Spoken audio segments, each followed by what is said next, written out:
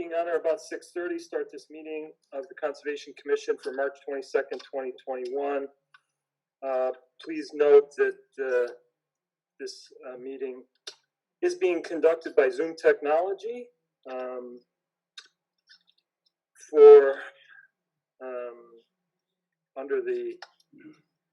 due to the state of emergency initiated March 12th, 2020 by Governor Baker in response to the COVID-19 pandemic. This meeting is obviously being recorded audio and video. Applicants will be given the ability to assume remote control of their hearings, or I can display the plans for them, or Andrea. And on April 6, 2020, the Commission delegated signature authority to Andrea Langhauser, Environmental Planner, Assistant Planning Director, for all decisions issued during the duration of the emergency. So now that the housekeeping portion of the meeting is over, I do want each one of the commissioners to identify themselves through roll call. So we'll just Rory Caulfels, Charlie Mailer, Mike Spadia, Carol Lundeen,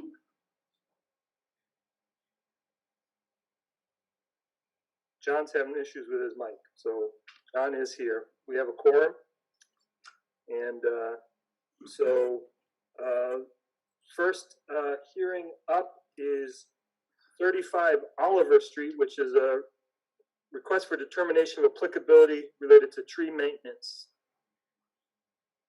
I just promoted the applicant. Okay. And there he is. Sorry about that. Hi, Josh. So why don't you introduce yourself for the record, and then give us a little bit of information about the project. So my name's Josh Hassenfuss. I'm a project manager for the Trustees of Reservations. So we've been working to put together Arbor Day of Service with the Mass Arborists Association, which is on Arbor Day. I believe it's April 30th is the date of the event. So this is a volunteer day of service with professional arborists, and we're very thankful for their support.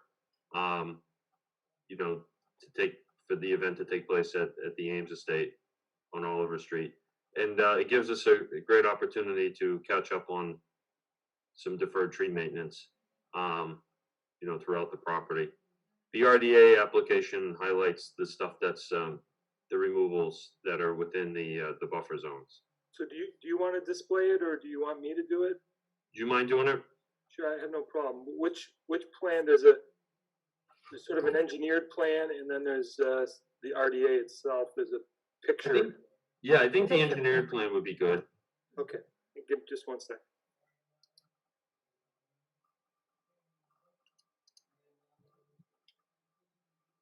Okay. Yeah.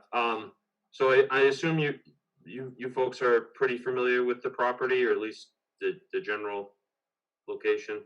I am. I think okay. Most of us are. Yeah. So the first area is a single removal right on the driveway entrance off of Oliver Street, a declining hemlock. And I didn't propose any erosion controls here or anything. The access will be right off of Oliver Street. There's a curb line in a lawn area that'll allow bucket truck access right to the tree. It's a pretty simple takedown. So that's that one. And then the picnic grove, which is off the internal driveway, on the edge of the shovel shop pond and the stream there. There's a couple of takedowns to be completed in that area, standing dead, and a couple with storm damage snags. And I did propose straw wattle in this area, but the access will be from the internal driveway, and there's a pretty good, high ground route to access the site. And these takedowns will be done with, bucket truck and chipper. I don't expect any major ground disturbance at all. All the removals there are safety related, standing dead and declining. And then off of Elm Street, there's a significant need for removal off of Elm Street. There's some standing dead pine and hemlock. Over the winter, we had a tree break off into Elm Street. So quite a bit of standing dead and declining trees there. So the plan is for this event to there's a picket fence along Elm Street. And we're planning to get a detail officer there to allow access right onto Elm Street with that fence removed before the event. And to do a stake straw wattle at the edge of that work zone. And that's pretty detailed in the reference documents. So those are the three areas that we're planning to work on for this event. So okay, so, Andrea, do you want to give us any sort of insight on your side, if you have any questions or highlights from your staff report? I would just say that a group of upwards of 100 certified arborists are going to do the work. They're probably all going to want to show each other up, and I don't expect there to be any harm. There's the trees are going to be, the stumps are going to be ground at the picnic area, which is good for the straw wattle. The Elm Street area, the stumps are also going to be ground. The pond area and that white area has a little bit of wetland in it, so the wattle is well placed. In grinding the stumps, especially in the Elm Street, there's a replanting anticipated.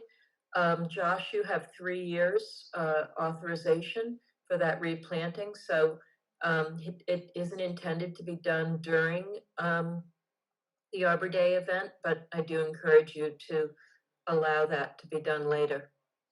Definitely. Yeah, the replanting will take place following the event.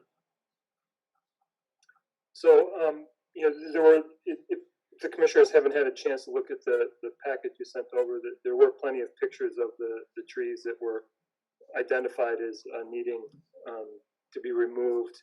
I was out on the property on Saturday and found it to be exactly as described, and certainly see the needs to take care of the area. The other thing I just want to note is that there were plenty of people out too. So just from a safety standpoint, I assume that's all going to get addressed on the day of, to not only just the protection of the straw wattle for the ponds and the other wetlands, but also just personnel safety. So yeah, but I have no further questions. I obviously think this is a necessary thing, and I'm comfortable issuing a negative determination. So anybody else have any questions? Carol. Sure. Thank you, Rory. Josh, I guess I have two concerns. One is, I know it's Arbor Day. The soil is, how wet is the soil in that area with the picnic area? Are we concerned about soil compaction?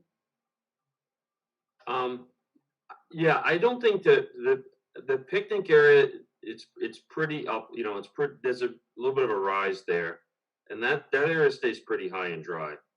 We're mostly concerned about the Elm Street area, so that's why we're proposing only access from Elm Street. There's definitely, the soils are wet on the interior portion of that part of the property. So I don't think we're definitely concerned about the soils for April, especially after rain, but I think we're pretty much in good shape with that access plan with the detail officer. If we didn't have the detail officer and was planning access from the interior, I don't think it'd be doable. Sure. Yeah. Right. My other question is, why are you chipping rather than leaving these trees in place? Why are you removing that, habitat, carbon from the site? Yeah. I deal with a lot of commissions, and this comes up a lot, but this is kind of a this is definitely a formal landscape. So I think it's being managed as a park, arboretum type property. certainly in all these areas, we're not comfortable leaving, you know, standing dead or declining trees from a safety standpoint. They're all, you know, in the public landscape. I think there's some other areas that we're comfortable where it's not within the landscape area. But I think, you know, this is kind of commercial arboriculture type of work. If that answers your question, Carol, you know. Sure. Do you see any use on the property for those chips? I think so, yeah. I mean, there's a lot of other tree work that's gonna be done here that during this event that's not highlighted on this plan outside of the buffer. We're gonna keep quite a bit of the chip, but, you know, we're gonna generate 200+ yards. I don't know if we're gonna, you know, we won't be able to keep all that for sure. Right. You can But put we'll out keep a, as much as we can, you know, yeah, and, yeah, we'll try to find a use for it. yeah, you could put out a free sign, Yeah, that's true. free Yeah. wood chips. Yeah. Thank you, arborists. Yeah. All right, thank you. Yeah. Nothing else. Thank you. Anybody else have any questions or concerns? None from me. Any public comment for 35 Oliver Street, the trustees of reservations property? Just raise your hand or put something in the chat.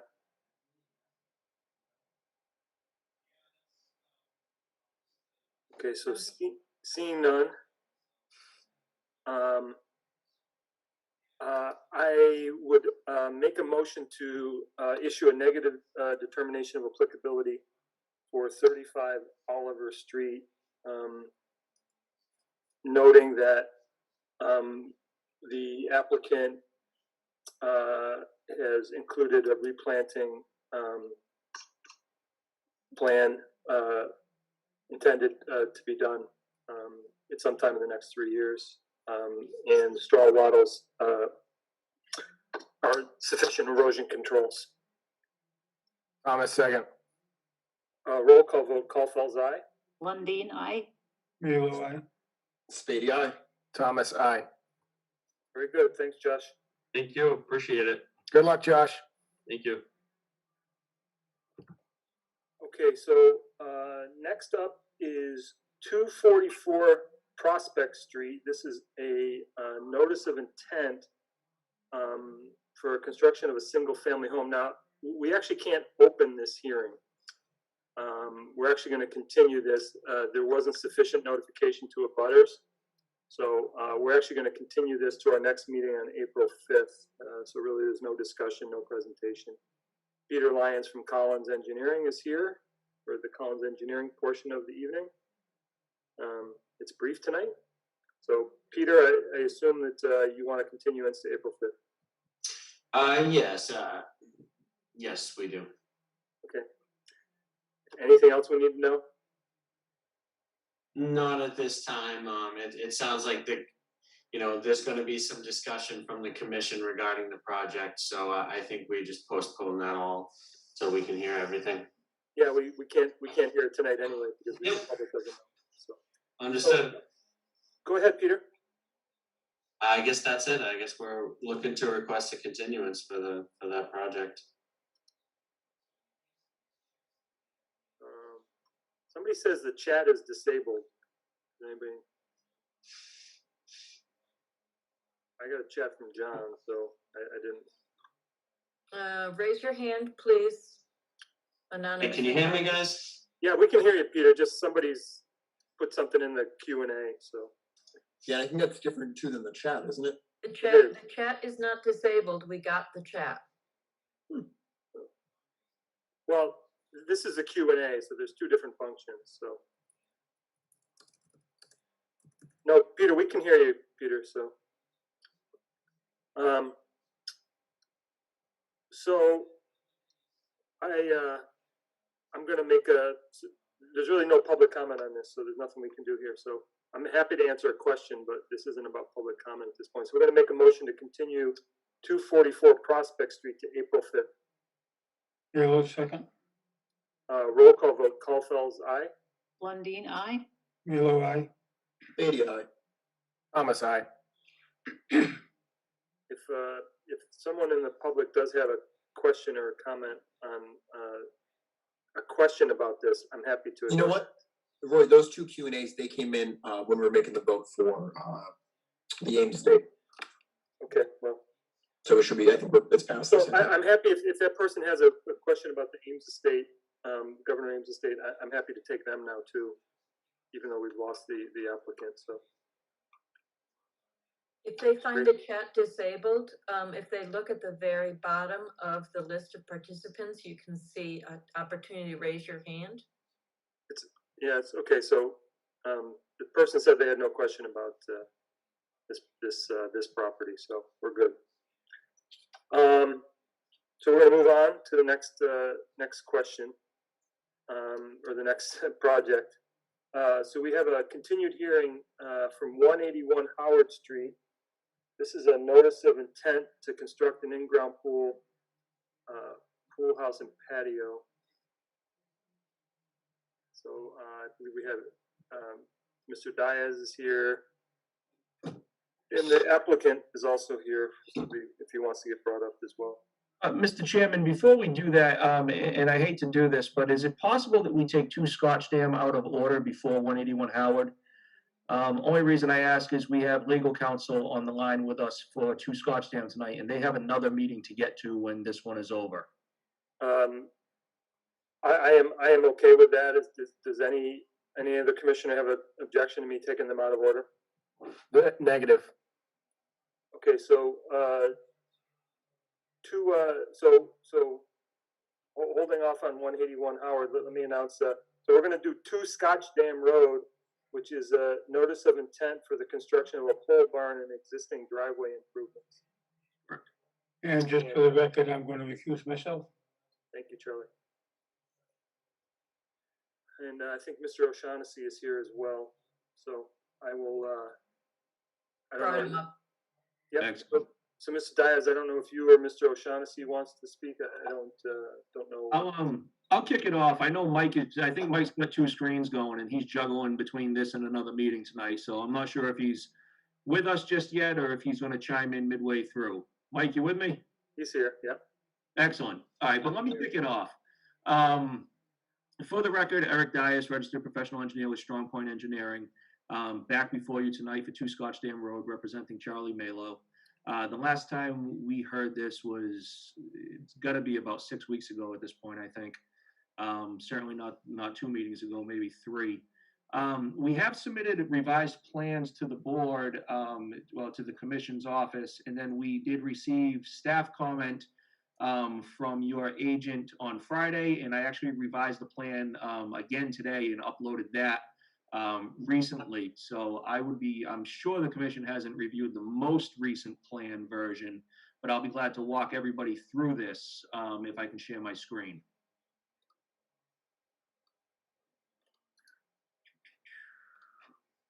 And can everybody see that plan? Yep. All right, so I'm going to focus in on the plan view area. So a couple of things that we've done since the last time we were here. The last time we were here, there was some talk about some area that was prior disturbance from emergency tree clearing. We've approximated what that area is. Of course, the question became, how big is the area? Where is it? How big is it? We've approximated that area in what you see in this dashed rectangle here. Now, my understanding is that there were a few very large trees that fell after a storm event that needed to be cleared. Certainly, those 2 trees in and of themselves, the trunks aren't big enough to take this whole area into account. But this is the area that we would approximate was disturbed as a result of removing those trees and removing the stumps. So that area is roughly 25 by 50. Again, we don't have the benefit of being able to measure it, but we're approximating based on what the applicant saw at the time. And we've got an approximate area of about 1,250 square feet there. Other things that we're doing to offset some of these disturbances is you'll see 3 different color-coded areas here that are hatched in a dot hatch. There's this area here that's red. That represents an area, it's 605 square feet of existing gravel driveway outside of the proposed pole barn that we're proposing to seed and allow to renaturalize, and there is some notation on the plan that limits the mowing of these areas to, I think, twice a year probably spring and fall, and that's about it. So we're going to reseed with an appropriate mix. In fact, I'll scroll over here. We have specified a native upland wildlife forage and cover meadow mix from Ernst Seeds or an approved equal. That's a mix that we use in buffer zones all over the place. It's pretty common and pretty easily gettable, and it really takes to these areas very well. Secondarily, is this area behind the proposed pole barn that's hatched in this purple type area color that you see here. We're proposing the same thing here. We're going to seed this whole area.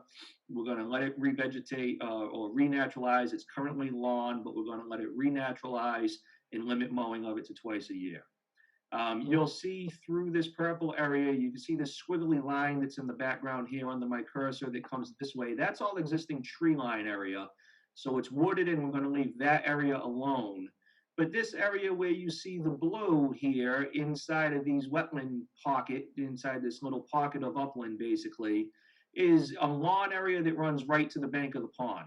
So we're going to propose to seed that and let that renaturalize too. And again, we're going to limit the mowing of this area. So we are proposing a total, and let me go over here, of renaturalization area to the tune of about 6,500 square feet of the lawn. Now, if you're looking at this plan, what you're going to see is there's not a whole lot of lawn left.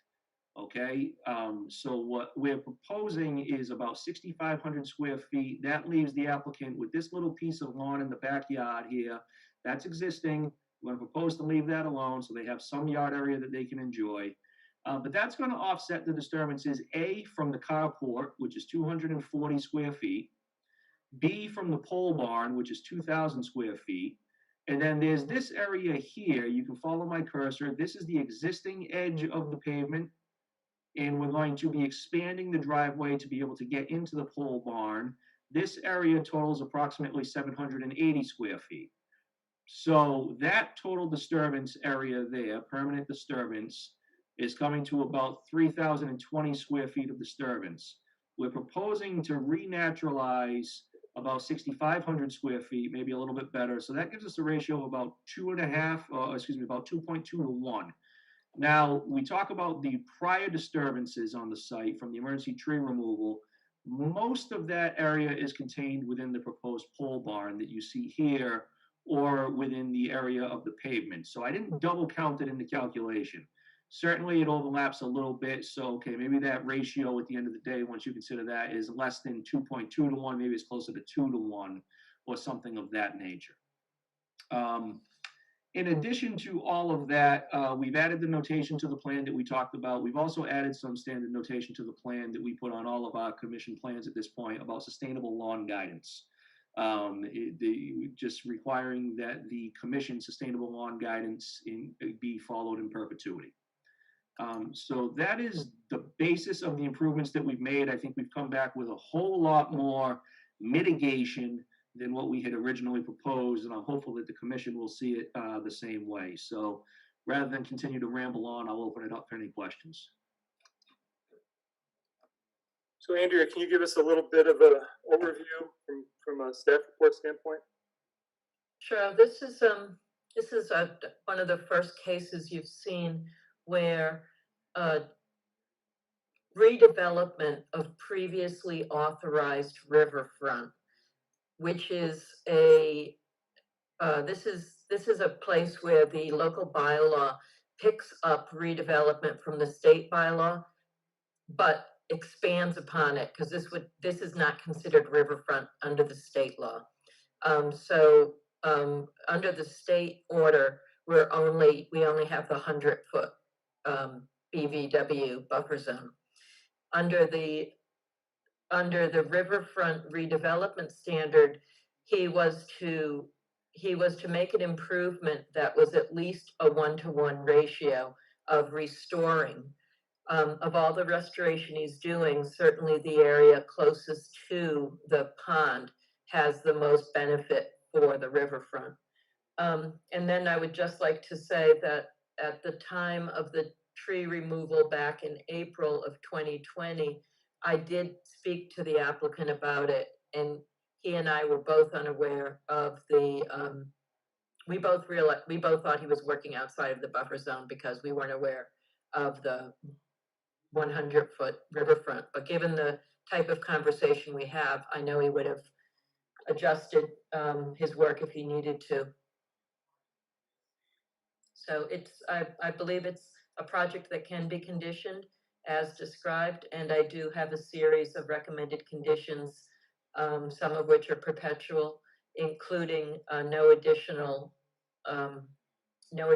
structures in the riverfront area.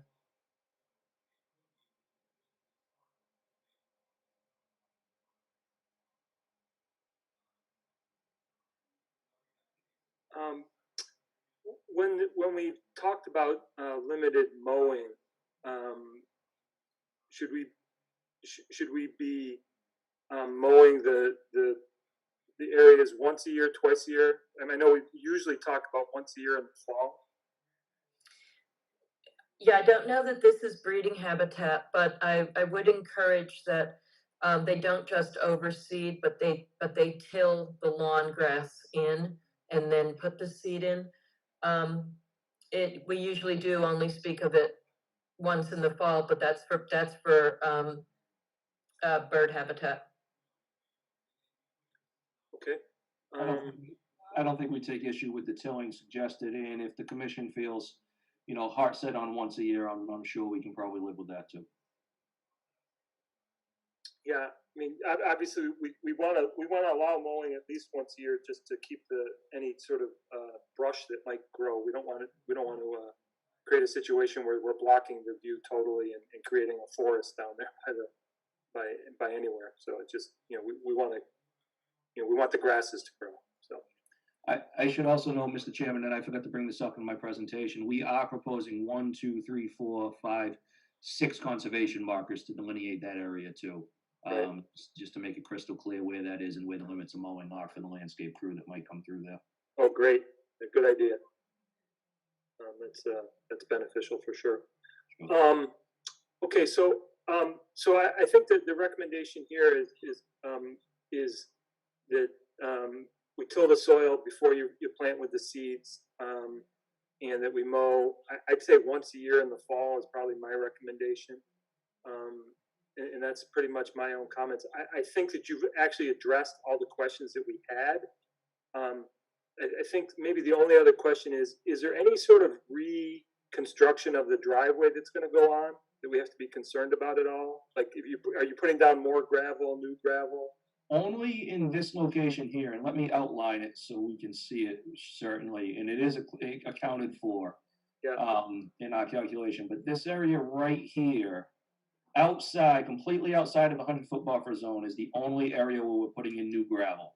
And that's just to expand the driveway at 780 square feet to expand the driveway so you can get into the barn. Okay, I actually don't have any other questions. Do any commissioners have questions? Commissioner Lundin. Thank you, Lori. Eric, I would like some clarification about the use of the words renaturalize. Mm-hmm. What does that mean? Well, I'm going to be 100% honest with you, Commissioner. I think it was a word that I picked up in the last meeting that we had and ran with it. Basically, what we're proposing is to seed it with a seed mix that we talked about, a wildlife forage, and what was the exact definition of this guy here? Let me get over here. It's a native upland wildlife forage and cover meadow mix. It's wordy, but it's appropriate in this case. We're going to seed with that, and we can certainly get a breakdown of the seed mixture that entails, and we're just going to let it grow. We're going to let it grow. We're going to stay out of there other than once a year just to kind of knock it back down. So like the chairman said, no brush grows, and just allow that area to kind of repopulate with something more than just a lawn, basically. Sure, thank you. So I I'm trying to understand why is it important to not let the area of the meadow do its natural process of, working towards becoming a forest? That would be the most natural thing. So if I'm understanding correctly, you're almost suggesting that we don't mow it at all. That's correct. Okay. Well- I think in situations like this, we mow to not block views and to keep it contained to those areas so it doesn't spread far beyond those areas. But maybe Andrea can back me up on that or give me a little bit more information as to whether or not it's appropriate to let that go, or if there's any other reasons why we mow it once a year. There's also grasslands is a shrinking, vanishing type of habitat, and so there's a lot of wildlife that prefer that. So granted, it's a residential area, but we're up against Creasa Brook and Morse Pond, and so I suspect it's going to get a lot of it. It'll be the only grassy area here on the pond. Right. It has wildlife value as a meadow. Right. Yeah. I guess the struggle I'm having is that deep down, there's really kind of no good time of year to mow a meadow. Late fall is what we've been advised by wildlife biologists. Yeah, I understand. I guess that's the least destructive. A lot of insects spend the winter inside the stems of grasses, and I guess we're just hitting that conflict between people and nature. So I just wanted to speak up on behalf of the nature part. I'm also concerned when we're talking about tilling the existing turf over, that's going to bring up a big seed bank of who knows what. So, I mean, what are we going to do if there's the seeds of exotic invasive species in there? What if we end up with a lot of bittersweet or buckthorn or? Would you like to condition it to for invasive management is encouraged and a plan should be brought forward if needed? Well, something like that sounds good. Yeah, thank you. So we can't use pesticides, herbicides, fungicides there. So how will we manage the invasives that come up? If they come up, I don't think we can assume that they are going to. So I wonder how it might be to have the applicant send in a report every year or every other year. In perpetuity? Sure, whoever owns it would be responsible for maintaining it.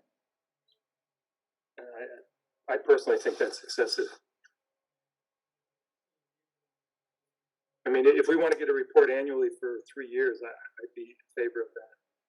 But I think by the end of 3 years, we will know whether or not this disturbance brought up any invasives in the, in the reseeding. So. Now, Mr. Chairman, I might suggest that if invasives were going to come up as a result of the tilling, we'd know that at the end of year one. So maybe if there's nothing showing at the end of year one, we don't need to continue to further monitor and report. But if there is, maybe we do. Would that make a little bit more sense there? Maybe I'm trying to find the middle ground here. Sure, understood. I mean, I'm trying to address the concern that Commissioner Lundin is raising, a valid concern. Sure. And at the same time, make it a reasonable approach for the landowner. Sure, absolutely. Yeah, if I'll defer to the commission if they feel necessary for 3 years, then so be it. My suggestion would be let's monitor and report at the end of year one, and if there's nothing there, there's no need to continue. But if there is, then 3 years sounds appropriate. Right. I would thank you for that offer, Eric. The tricky thing about seeds is that they're really smart and they don't they don't all sprout at the same time under the same conditions. That's Okay. part of diversity Sure. and wild things. So I don't agree with your assumption that we'll know after year one. Okay. It's a standard condition to have a plan prepared at time of certificate of compliance. So we can get it, I can write the invasive species management to say both that it's encouraged, that you manage any invasives, that you continue to monitor, whether you give us a report or not, Sure. and that at certificate of compliance, we need a status. Yeah, that sounds good. No, that does sound good. I agree with that, Andrea. Yeah, I've got no issue with that. That sounds fine. And so somewhere in there is we'll need a management plan. Yes. Management plan at the time of the COC, correct? You can notify, we could write it so that you notify us of the emergent invasives and manage at that time. Okay. Sure. Can I just ask a quick question? When it's mowed, how high are we actually mowing it, or how low, I should say?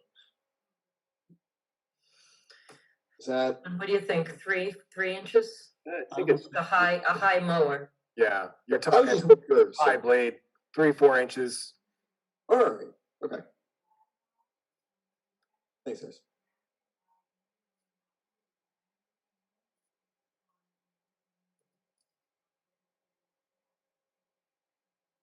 okay, any other questions from the commission before I go to public comment?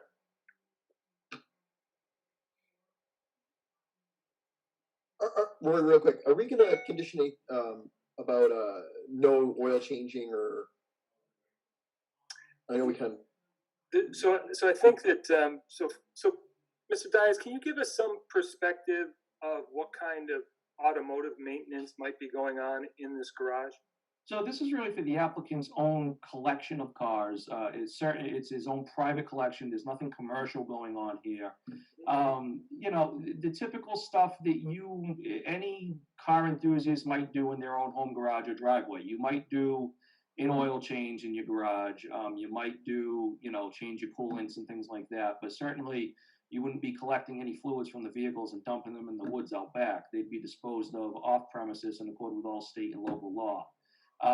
Nothing where we're going to be bringing cars in from off-site to work on them here or anything like that. Just typical residential car enthusiast type of work. So how can we, as a commission, be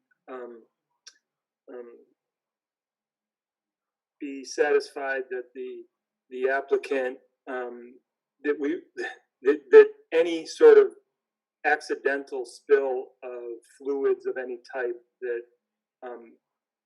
may happen in the garage don't escape the garage and make it into the buffer zone, or into the pond / creek. So. Great question. And how do we do that? Not just for the current owner, but in perpetuity. What we've done in the past, Mr. Chairman, is we've come up with, very similar to a stormwater operations and maintenance plan, we've been able to come up with like a spill prevention and response plan and accompany that with an illicit discharge statement. And that's something that could be attached to the order. That's one suggestion. So is there a way to take that a half a step further and so if a spill happens and someone doesn't see it for a couple of days or even a couple of hours, like we recently had at a different property, how do we prevent it from, is there some sort of mechanism, either a lip on the edge of the foundation or something like that keeps the fluid inside the garage as opposed to taking it out the edge of the foundation? Did you guys possibly think of doing like an oil catch, like the drainage under each carport?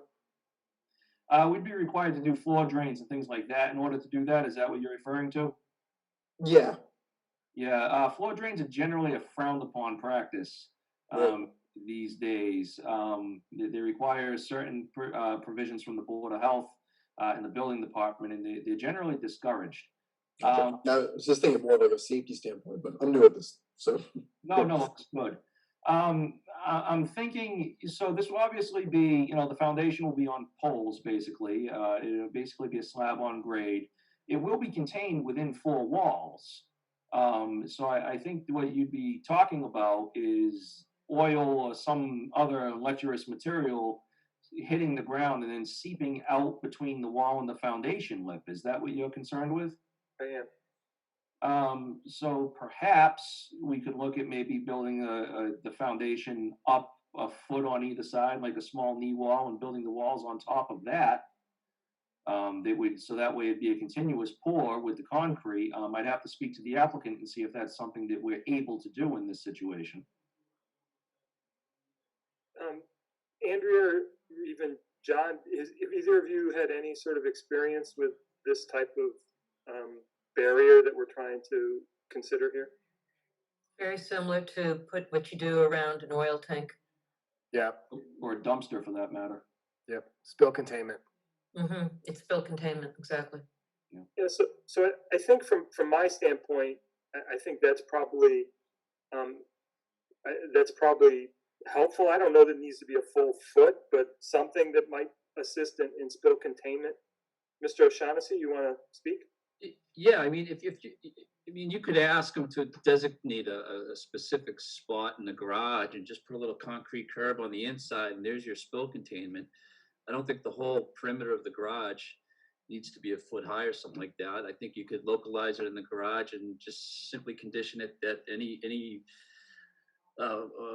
motor oil products need to be in a spill-proof area with some type of concrete, little 6-inch concrete berm just to trap the fluids from escaping. I don't think it has to be anything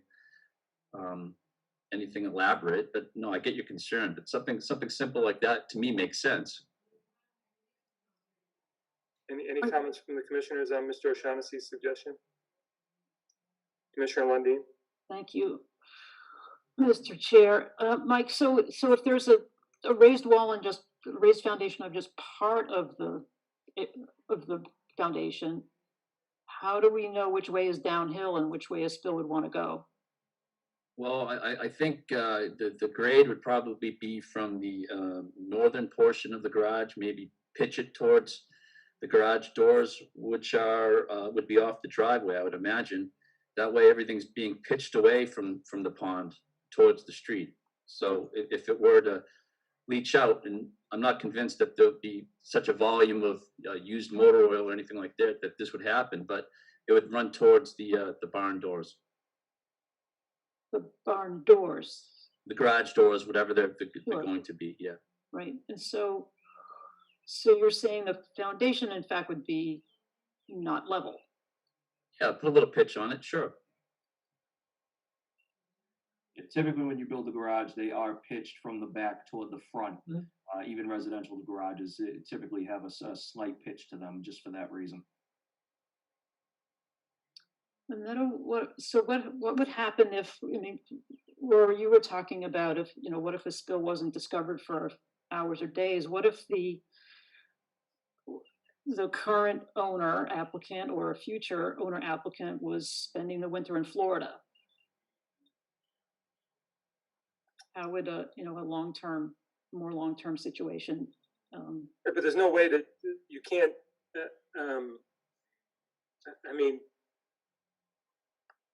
We can condition how much material they might store on site,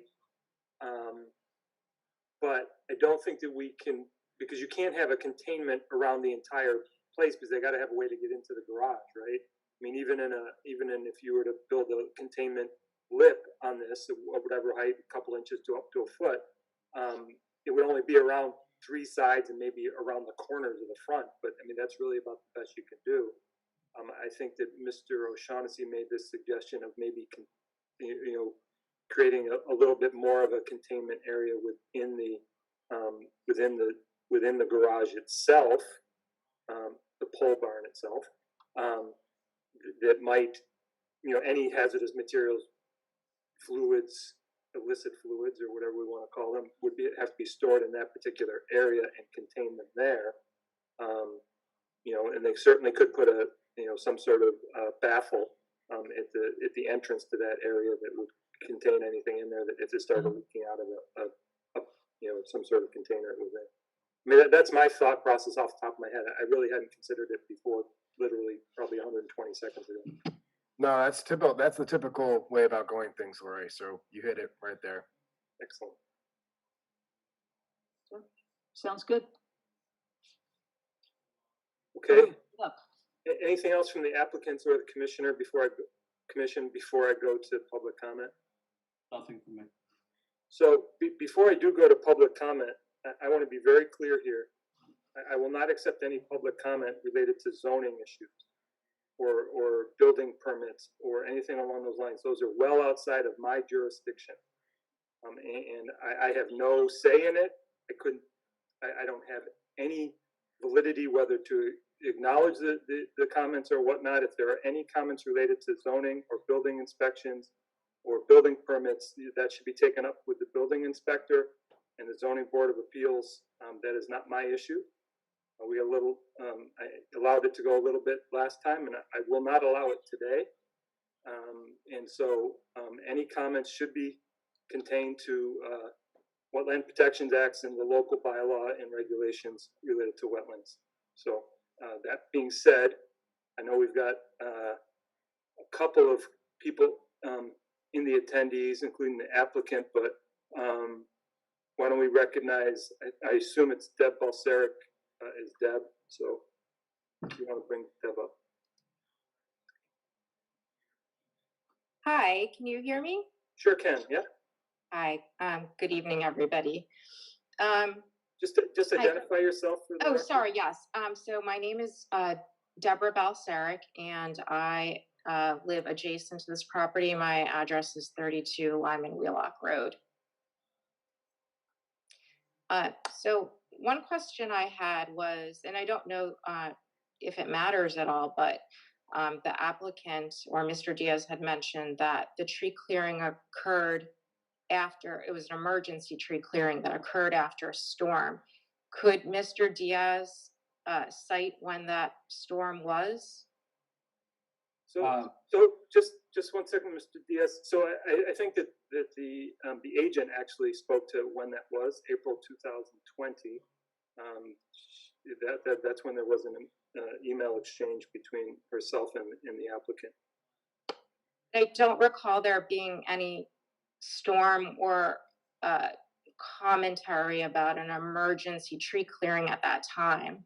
Maybe Mrs. Langhauser could clarify. I didn't classify it as an emergency at the time either. In speaking with the landowner, we were speaking mostly about distance back from the pond edge and it being outside of the buffer zone of the wetland, but as it turns out, in the riverfront, which is why the commission is stressing it now. The emergency was the word of the applicant, not mine. So I just wanted to point out, for whatever it's worth, that I think that there's possibly some disingenuousness on the part of the applicant. I think when the applicant spoke at last meeting, he had mentioned that the tree clearing occurred, I think like in 2010 or something, which is actually prior to him actually legally owning that property. And then it was confirmed that the clearing occurred, I believe it was actually in March, but let's say April of last year. And again, I don't recall there being any storm that caused any emergency tree clearing. I would also wonder if bringing in fill and gravel would also be a part of emergency tree clearing. So, and that was something that was done at that time. My second comment was, I just wondered if the correct square footage of the lot was reflected on the current plan. It was inaccurate last time according to the Easton town records. Mr. Chairman, if I may, the square footage as shown on the plan comes from our survey data. Assessors records are subpar when it comes to reporting those things. This is based on our surveyor going out to the field, verifying the property line, confirming it, and stamping a plan stating that this is the area of the parcel. So where there is a difference between my survey data and the town assessor's records, I have to err on the side of my survey data. Could you state what your survey data square footage is? I'm sorry, I can't see it on the plan. 45,000 square feet through the chair. So I just want to note that that's a very large discrepancy. According to town records, it's 37,850. So, Andrea, is there a significance on our standpoint of the square footage of the lot? It'll come up in the building permit. Okay, so it doesn't impact our decision here tonight. Our distances are off the wetland. Okay. I should take this moment if I could. We want to probably put in a condition to make sure that there's no drainage off-site.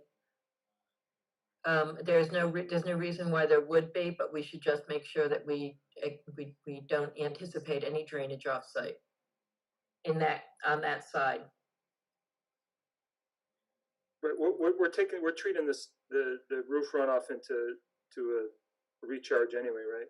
Yeah, it's more about site grading. I see. Good enough. I was just also wondering, will any trees, whether they're in or not in that riverfront or buffer zone, need to be cut to either build the pole barn or the expanded driveway? Mr. Dias? There is a small area of tree clearing that will need to be accomplished. I will just sketch it out.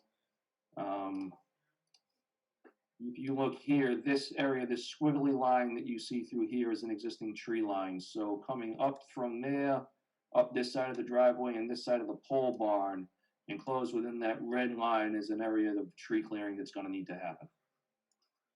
So do we know approximately how many trees that is and what the size of them is? I have not done a count of the number of trees in that area, no. So I guess one thing I'm wondering is if the pole barn were to be located closer to the house, would there be less trees that would need to be cleared? Through the chair, if it was located closer to the house, there would be less trees that would need to be cleared. However, there would be more buffer zone impacts to the 100-foot BVW buffer zone, and we would lose more functionality in the driveway. I guess I would. The lynch point is the bottom corner, right, Eric? That's correct. This corner here. I thought it was the other one. This corner here, you mean? Yes. Yeah. I guess I just want to point out that since there was already a disturbance that may have not necessarily been emergency related, that even though those trees aren't technically possibly in the buffer zone, that there isn't really like an actual line for nature and habitat, and it would just be more area that's disturbed when it could be sited possibly differently. And there's no reason that the pole barn couldn't be accessed from the other side in the existing driveway entrance on the other side. So I do want to counter one thing here and explain one thing is that the disturbance that happened previously, as well as the current disturbance, is being offset by the applicant in a greater than 2-to-1 ratio. So I think even no matter what the disturbance was previously, emergency or otherwise, the disturbance that is occurring is being calculated in the offset that they're offering in the mitigation offset here in the revegetation of certain areas that are currently not vegetated. So I think that we are addressing, and it was always our intention to address the prior unauthorized disturbance in this application. We rolled it into this particular application. So whether or not the disturbance was emergency or otherwise, whether it was 10 years before or whether it was last year, it is our intent to incorporate that into this permitting action. And I believe that the applicant has presented a plan here that is a much greater area of revegetation and mitigation than was originally offered because of that specific issue. So I think that from my standpoint, we have adequately addressed that in regards to the regulations and bylaws. I guess I just want to be clear that there is quite a bit of natural trees, larger trees, smaller trees, unmowed area that will now become a gravel driveway. So I think it's just expanding the area of disturbance, even if it's outside the buffer zone. So I just think there might be other creative solutions to not clear more of the lot than necessary.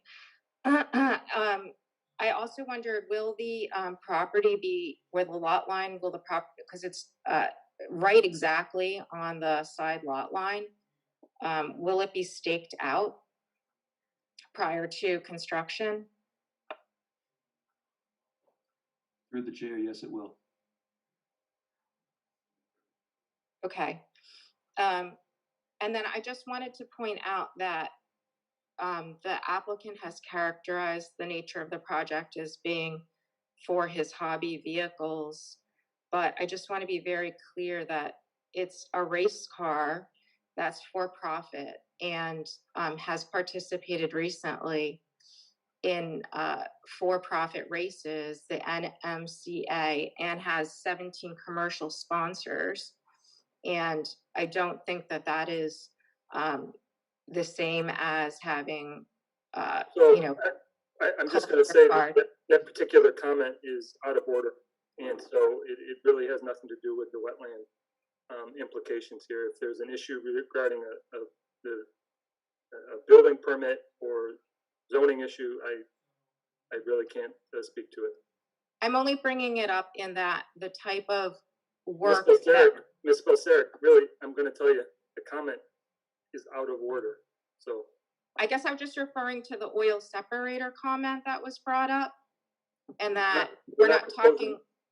We're not proposing an oil separator here, and we expect to condition the kind of work that can be done in this particular garage, and I believe that the applicant has given us there, and we will condition exactly what we expect to be allowed there, and we'll probably condition the amount of fluids that can be stored on site. We do not want this to be anywhere near a commercial enterprise, whether or not it's a single racing vehicle that the applicant is using for hobby or some other purpose.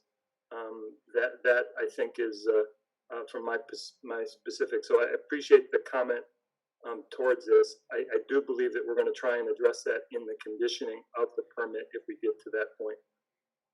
Okay, my last comment is the parking of vehicles outside but within the 100-foot or riverfront area allowed outside of the full bar garage?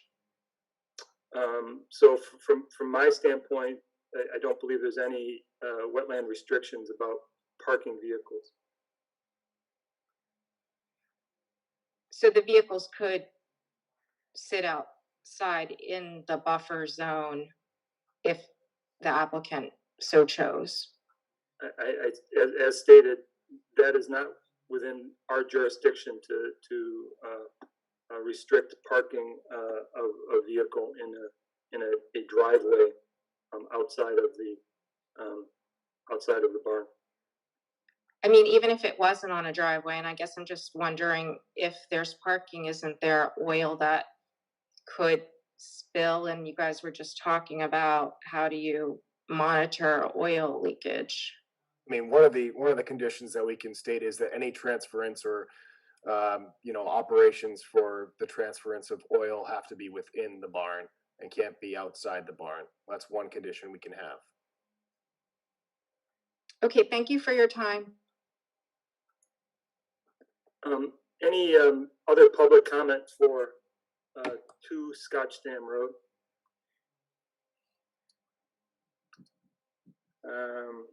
Okay, so I'm going to bring up Claudette Daly, which could be Mr. Daly. So,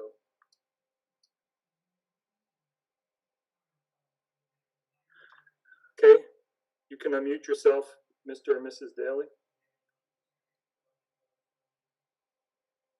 Yep, can you hear me? Sure, can you just identify yourself for the record? My name is Richard Daly. I live at 1 Sonia Maria Way. I'm an abutter to the abutter that just spoke. And I am also on the pond. And I can probably give you some historical perspective here, because I know you've been talking a lot about a meadow and that purple area that was referred to and how they want to restore a meadow. I've been playing in this area before Scotchdam Road, Sonia Maria Way, or Lyman Wheelock was ever built. I was born in '44. I lived on Hollis Road all my life until I built my place up here. And that never was a meadow. We always used to skate on Morse's Pond and up farther behind down my house. So, Mr. Daly, can I just ask that we sort of get to the pertinence of the comments so that we just we have a very long evening. If you allow me, I'll make it relevant. That area was never a meadow. That area always was very, very well wooded all the way up. And there are a number of animals that have used that area historically. This morning, I saw going back through my backyard down near there, good-sized wolf. There are fisher cats in the area. There are deer. I had 7 deer in my yard not many days ago. So, yeah, the fox, not wolf, I meant a fox. It was a fox that I saw this morning, a big fox. And so that never was a meadow, just my point. It is an area where animals utilize. So I think that the issue we're talking about here is using a meadow mix to restore vegetation nearest the pond, and so I think that's probably appropriate for the uses that we're looking to do there. We're trying to increase the whole intention here is that whatever disturbance that has occurred in the past, as well as what's being proposed here, is being offset by twice as much area, returning the property to a more natural state than it currently is. That's the intention. And so I think that we're probably on the same page as far as creating habitat for the wildlife in the area, more so than what is currently present and offset by what's being done. So in a 2-to-1 manner at least. So. And Roy, just let me to piggyback on that real quick too. Having to speak on the meadow, that's a good diverse hunting spot now for these coyotes and foxes and other predators and animals to go in there and hunt and find food. And it's a nice little diversity that they may need. So it actually could be a positive to those animals you're seeing every day. So it doesn't necessarily always have to be wooded to be positive for them. This could be huge. Yeah, wildflower meadows do bring a lot of aesthetic value, and they also bring a lot of different species to the area. So it's only enhancing the overall wildlife habitat value of the area near the pond. Absolutely. Okay. If I might just point out that the wooded areas also assist the animals. At any rate, so reforesting it wouldn't be a problem as far as I'm concerned.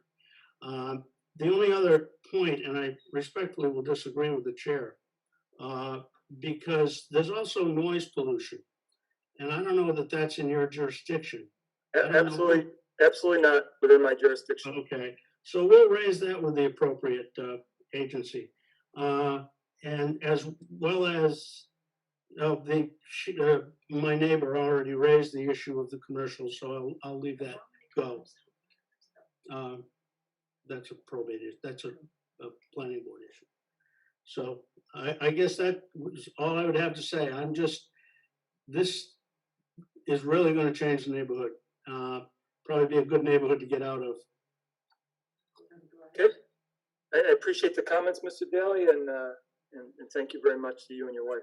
Thank you. Any other comments from the public? Mr. Chairman? Just one second. Yep.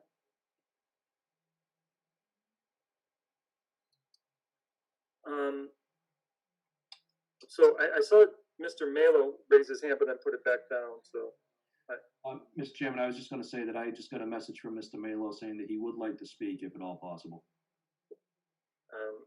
Okay, so let's just put Mr. Daly back down. Promoted Mr. Melo. Okay. Okay, Mr. Melo, give you an opportunity here to comment. If you have something, just please keep it pertinent and relative to what we're discussing tonight.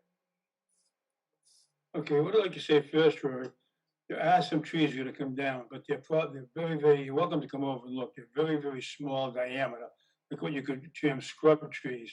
Your bigger trees, with Ms. Balsarick, when she was speaking, around the property line, those won't be coming down.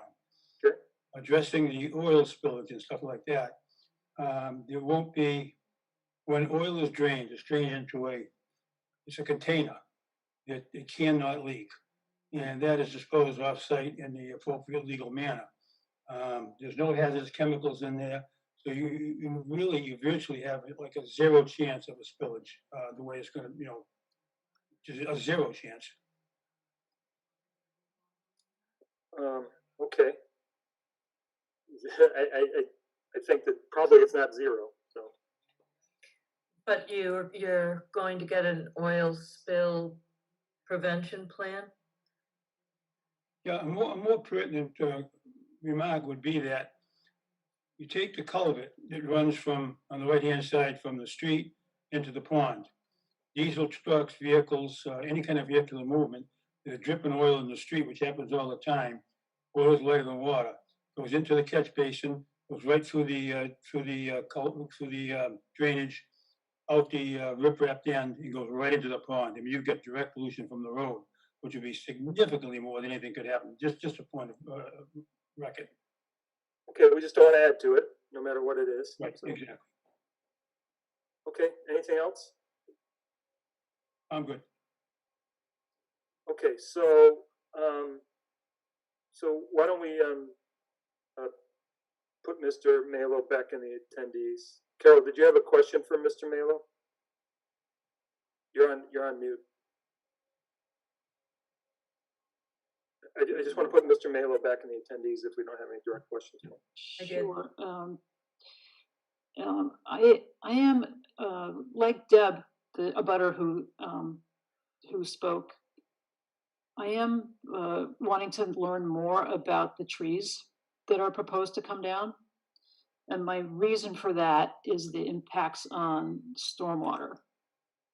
When trees come down, probably the soil that they're growing in is going to come out. That soil has a particular drainage characteristic that the wetland is accustomed to. Trees interfere with water that comes down. Trees transpire water through their roots.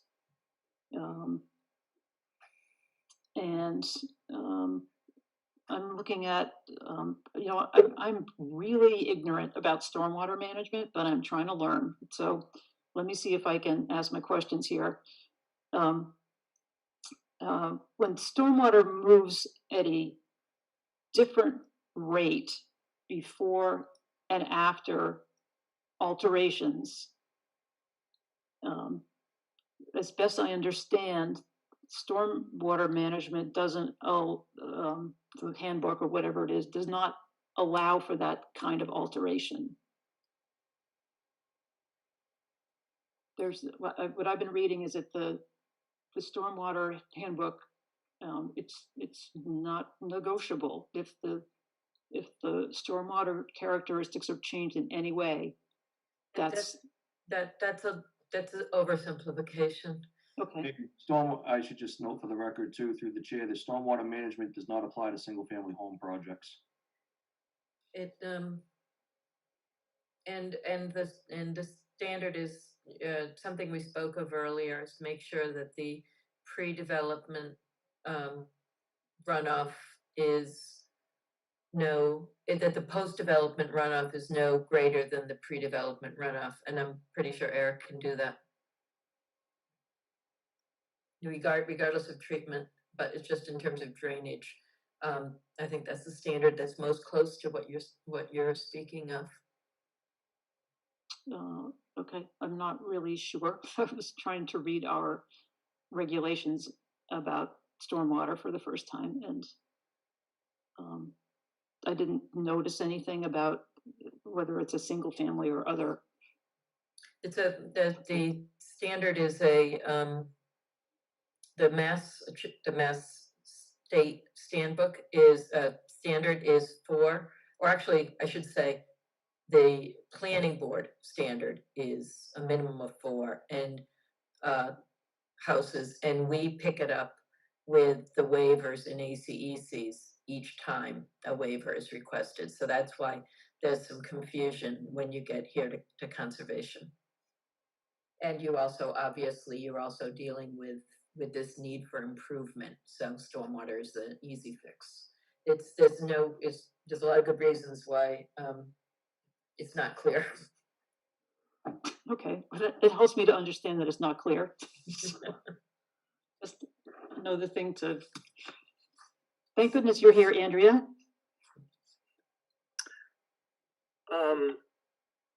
Do we have any other comments? So, any other public comment either too? So the only thing that so Andrea, I'd like to move to a vote tonight, but I'm not sure that how to condition it enough to get all the information that we need, because now we're talking about a spill prevention plan, and I mean, is that something we can condition along the way here? They are. That's a term of a technical term, and so when Eric says that's what he's going to provide, and he says, no illicit discharge, those are, I know what to expect. Okay. The other invasive species management, there's a little bit of nuance there, but I think I got an idea of what you're speaking of. Is there a way for us to condition the type of work or type of fluids that and the amount of fluids that we might allow stored in this pole barn to limit the potential exposure to any sort of illicit spill? You often say no hazardous material storage, no fuels within 100 feet of the water. You're going to be within the riverfront, but it'll. But like I don't want him storing. And this is exaggeration for point clarification only. Not that I believe this is what's going to happen. Is I don't want the applicant storing 100 gallons of motor oil on the property. Because that would be unreasonable for the kind of work that he's expecting to do here. I mean, if we said, no greater than, 50 gallons or something like that. I mean, even 50 gallons is 200 quarts, which is, a great number of oil changes. That's a barrel of oil. So I'm just trying to find a. Does anybody else have a suggestion for me here? John, do you have anything that you've done yourself in the past? I mean, to be honest, no. I got to be honest with you. I mean, the one thing that I will say is until we get a you know, the assurance of a spill containment plan or whatever, I say we limit it to having them provide us an idea where it's going to be stored within the storage facility there, the garage, Right. the pole barn. I mean, and to, you know, get the applicants, you know, willingness to, you know, contain whatever storage of materials in a safe kind of location, kind of like what Mike O'Shaughnessy was saying there, you know, and have that kind of a condition that it'll be stored within a secure spill containment location.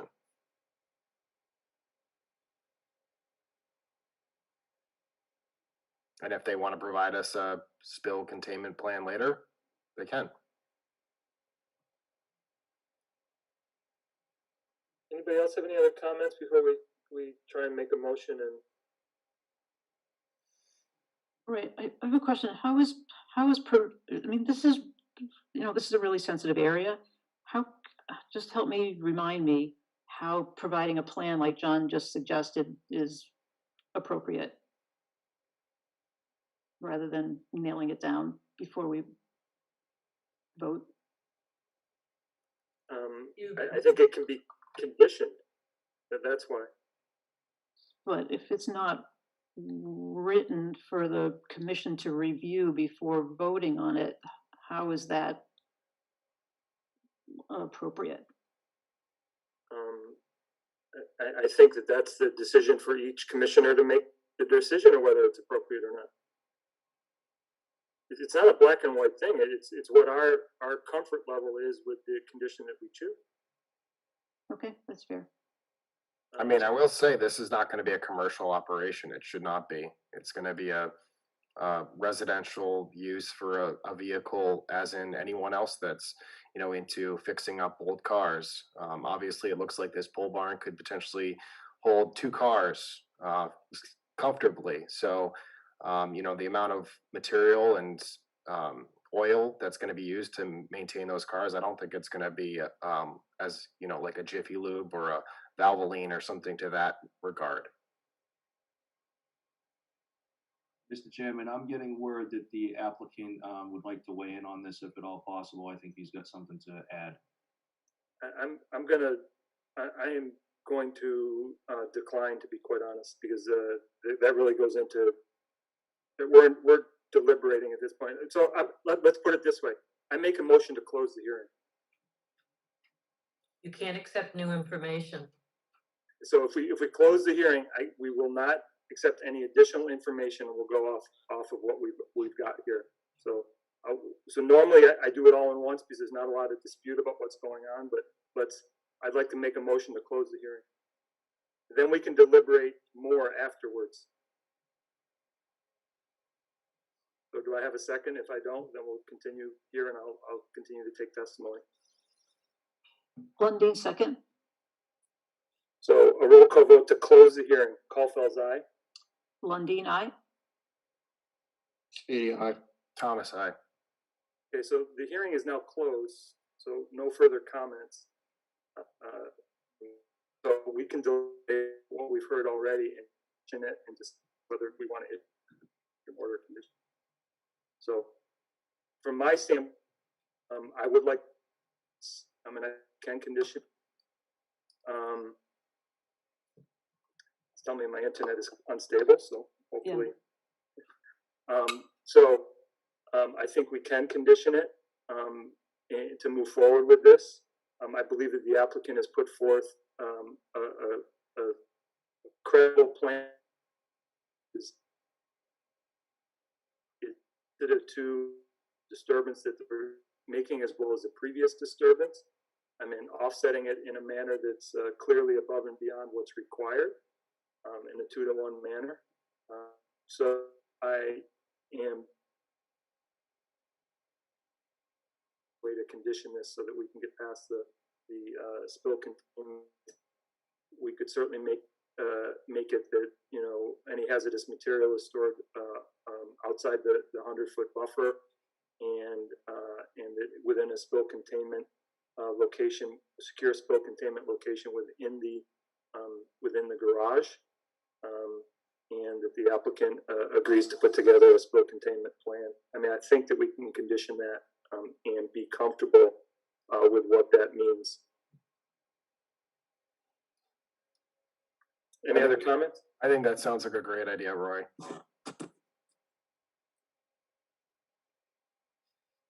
Okay, so last chance from the commission here before I make a motion.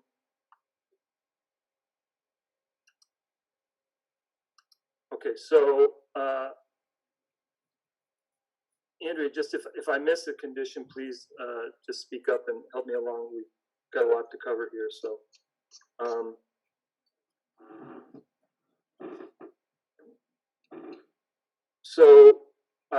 I want to make a motion to issue a permit for work and order conditions for 2 Scotch Dam Road, noting that we're going to till the existing lawn before seeding. We are going to have an invasive management report annually for 3 years in this area. If invasive species are noted, the applicant will produce an invasive species management plan and submit it to the commission. The applicant will, in the pole barn, no hazardous materials can be stored within 100 feet of the wetland resource. So it must be stored outside the 100-foot buffer and within a secure spill containment location within the pole barn. The applicant agrees to put together a spill containment preventive plan.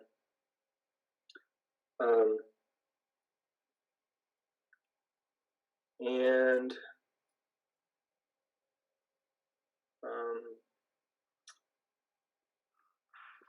Sustainable lawn practices. yeah, just no dumping in the wetlands is a perpetual condition. Sustainable lawn practices shall be employed in establishing and maintaining lawn. This is a perpetual condition. Permanent wetland markers as indicated on the plan, and it should be respected as a limit of no disturbance. This is a perpetual condition. Anything else I missed from the commission? That's my motion. No drainage. Thank you for that. I actually thank you. So there'd be no change in the drainage patterns on the property. This is Carol. I have something. Our current sustainable lawn care guidelines, do they specifically say no pesticides? Yeah, I think so. Okay, let's. I want to find out.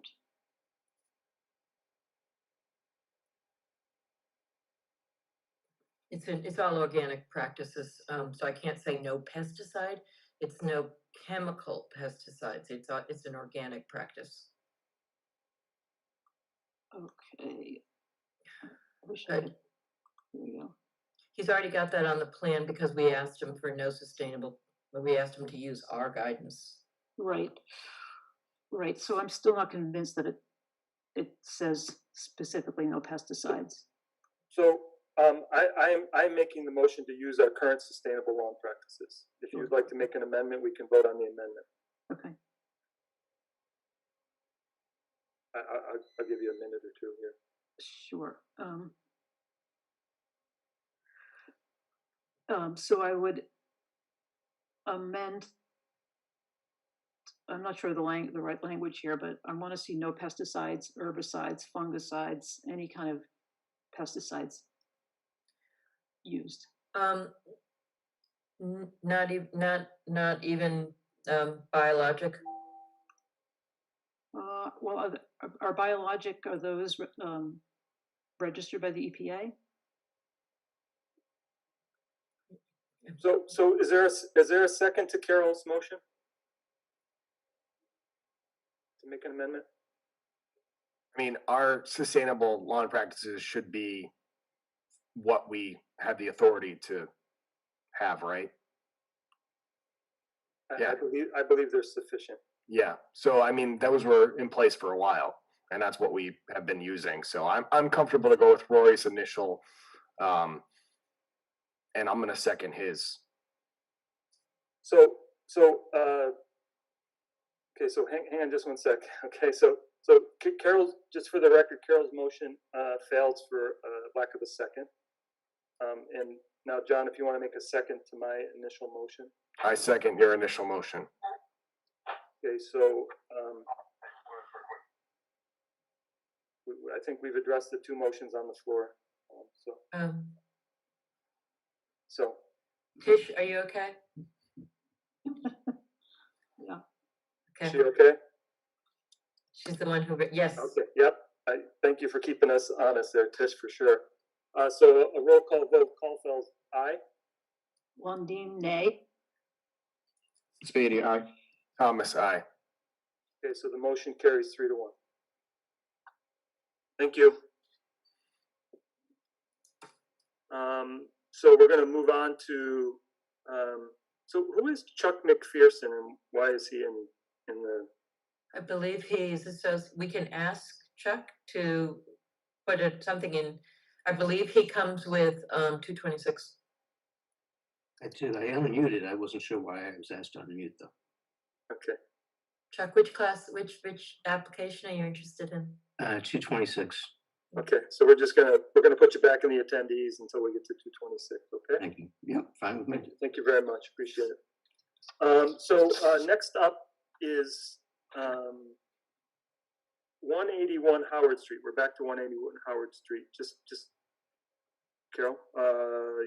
Okay, so before we start with 181 Howard Street, let's take a recess for 5 minutes. We're back here at 8:02 p.m. This is a bio break. Okay. So just put yourself on mute, please, before you go. And we'll see you at 8:02. Andrea, are you able to move Mr. Mcpherson? I will try.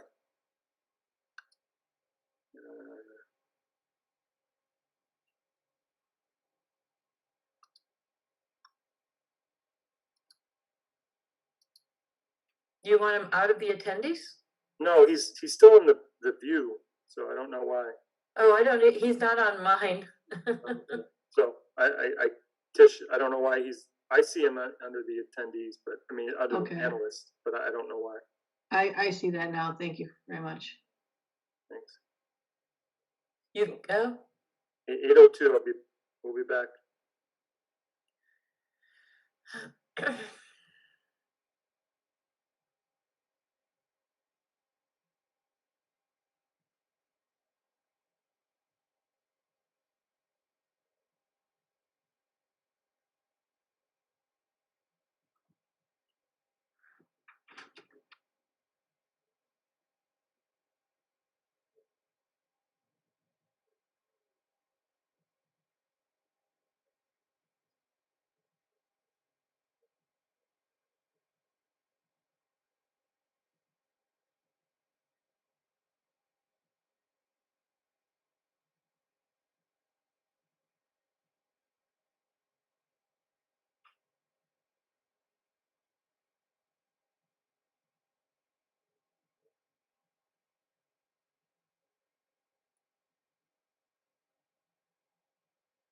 Andrea, I think we can bring up Charlie now.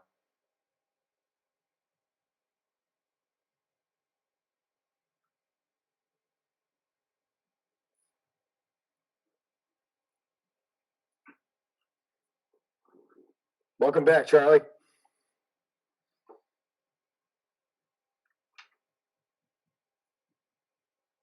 Thank you. Andrea, while we're on break here, when you condition this, I'm not gonna have any more, let's say we're saying 50 gallons or whatever. There won't be any more than 5 gallons stored in there. That's it.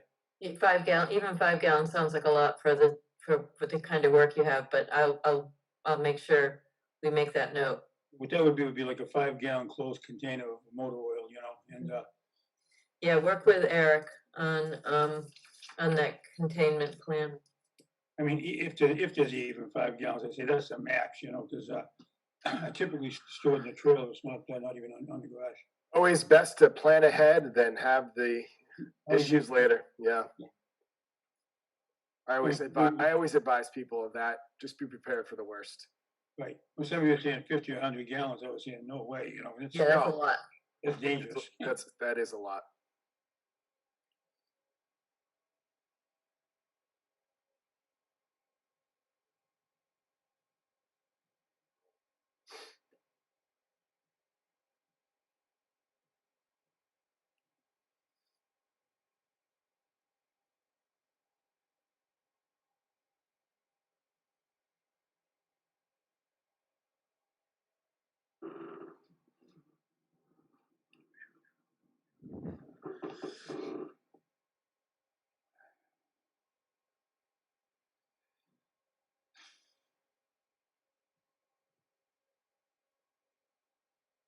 Really, Yeah. Good for you, Joe. Got you covered. I've seen a lot of people with that blurry background lately. I guess it's the new thing. It's a new feature, yeah. Yeah. I'm gonna look it up. John, is that the view in your background? Is that the view from Lafayette Hut? Yes. Thought so. I've been there. Okay, so we'll give it one more. Now it's 8:02. So just to make sure we have a quorum back. And Mike, are you back? I'm back.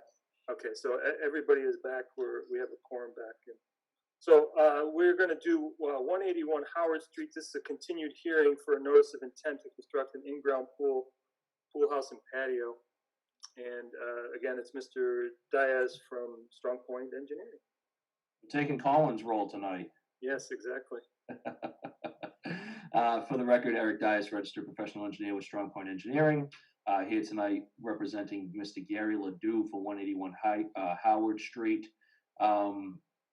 We were last here, I think, a month ago, 2 meetings ago, maybe. And since that time, we've made some pretty substantial improvements to the plans that I think cover everything that we talked about for the most part. So let me pull up the plan and share my screen, and I'll walk through them very briefly. Okay, so here is the plan. So the first and I think most important thing that we did is we revised the patio and the decking around the pool quite a bit, with the primary intention of getting it at least 25 feet away from the BBW. We have moved it, the closest point is right here at the BBW. We've got this kind of somewhat of an awkward curve in here. We gave it a little bit of curve so it wasn't so rigid and blocky. But we are at least 25 feet away from the BBW with the pervious paver system. We are 33 and a half roughly feet away with the impervious pool.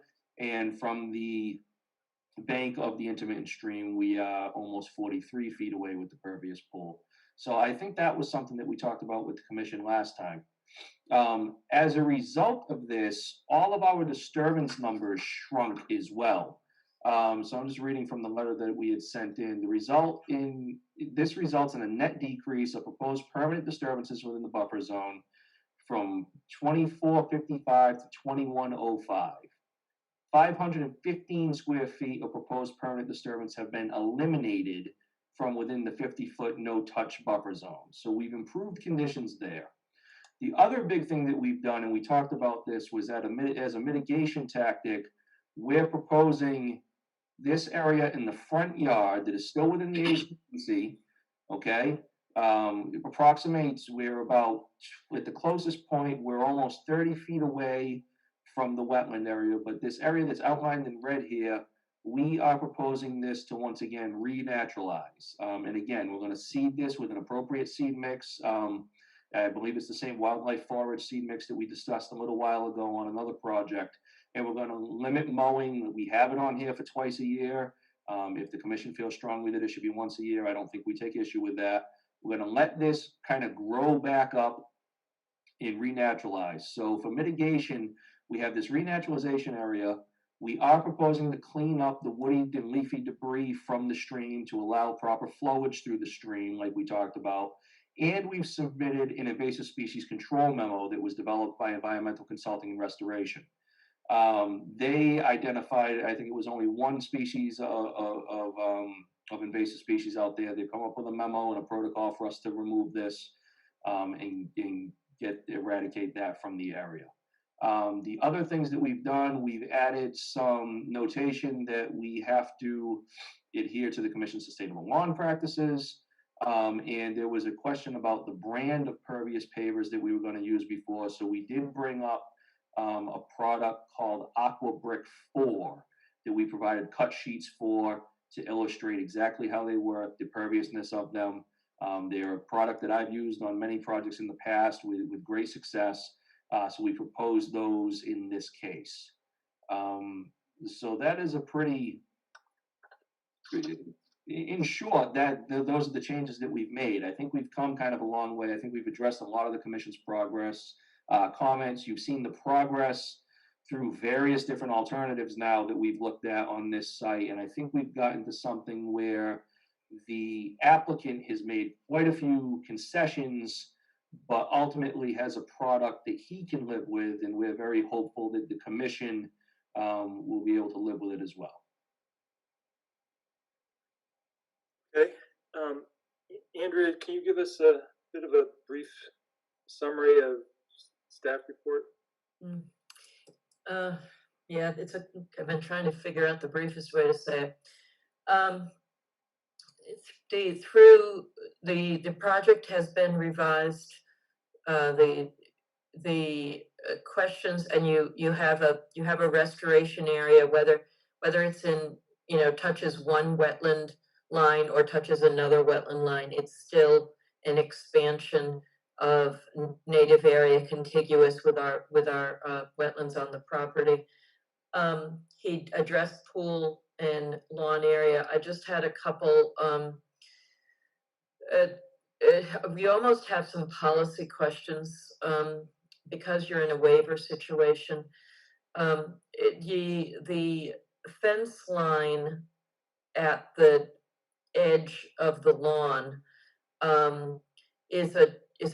which is also the edge of the BVW, is a true acknowledgement that there is no buffer to a good, a section of the buffer zone. And so I find that that fence line, I personally find a little disturbing. I question whether or not because you end up having zero buffer there. So that's a question for you to sort of grapple with. He did at an earlier meeting talk about bringing up the fence so that you allow to have small land animal movement. So a question I really have is that he's using the pervious pavers as being equal to lawn, and I think from a use standpoint, they probably are. It's whether it's active lawn or pervious pavers, it's actively used area. But is it really, are pervious pavers really equal to lawn? I think they, I question whether or not it's a zero when he says that it's there. And then what you have to, then you really have to ask the question that nobody can answer for you: is the public interest met? He's mitigated by bringing his pavers away from the 25-foot line, so he reduced the need for a waiver from the stream. He's mitigated by addressing stormwater by having pervious pavers. But the public interest is a naturalized area of 2,100 square feet in the front yard, and invasive species management for a single species, which suggested that Brad Holmes didn't think it was that low quality a wetland. So you've I have a couple policy questions that I'm trying to focus you on. Okay, thank you very much. So can we step back, because we talked a little bit about the last time that that we met, and that you had made a number of changes in response. I think there's one rather large discussion that we had, and that was about the lawn area that is on that side of the property. Just trying to get my orientation here. So the north side of the property. Up the page? Actually, yeah, up the page, actually the western side, north is. So we had I had suggested that instead of having the fence right up against the wetland line, that we take the fence from the corner of the house sort of parallel to the lot line, and allow that area to renaturalize there, and that wasn't acceptable to the applicant. No, and I think we talked about this in a little bit more detail at the last meeting as well. We did bring that up, and we indicated at the time that in order to do that, the applicant would be losing a very significant portion of their existing backyard, and they have. Yeah, it's the same exact comment that I had last time, that is the offset to having the pool. Well, one other thing that we did talk about last time, however, though, is that we did bring up the idea of renaturalizing an area in the front yard, and I believe the comment was made was, well, it is within the ACEC, it's within the same ACEC. And I think, as your agent said, it is also immediately adjacent to the same body of wetlands, maybe not in the exact same location as back here, but the same resource area, the same ACEC, it at least a one-to-one area, and we're not giving up an area that's already a disturbed backyard.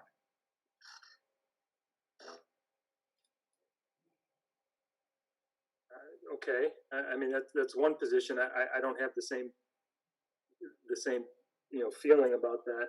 The other issue was that there was a suggestion by me that we relocate that pool even further to the east, or the maybe northeast, and I see it was moved maybe a little bit, but it really wasn't located further to the northeast to that lot line.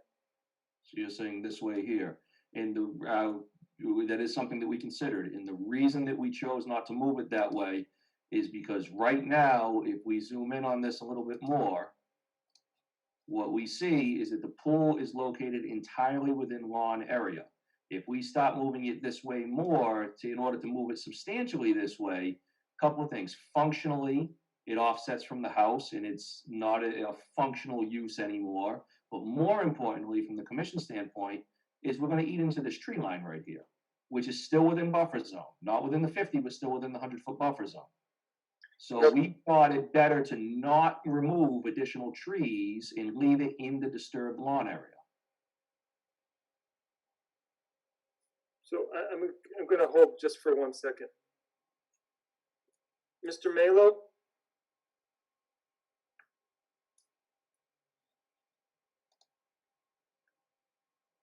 Are you with us? Yes, I'm listening to everything, my boy.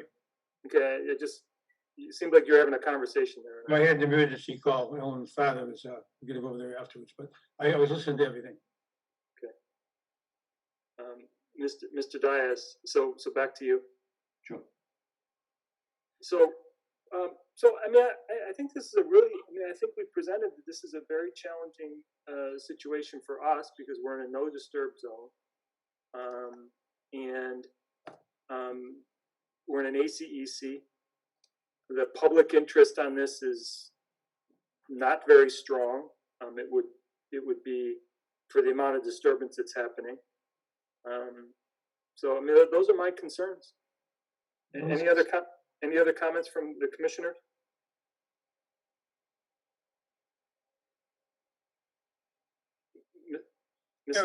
Eric, can you blow that up just a little bit? So I just recognized Commissioner Lundin. I'm sorry. Good. Thank you, Rory. I don't have in my memory all the documents that the applicant has provided us. And I do want to visit the 50323, the standards applicable to ACECs.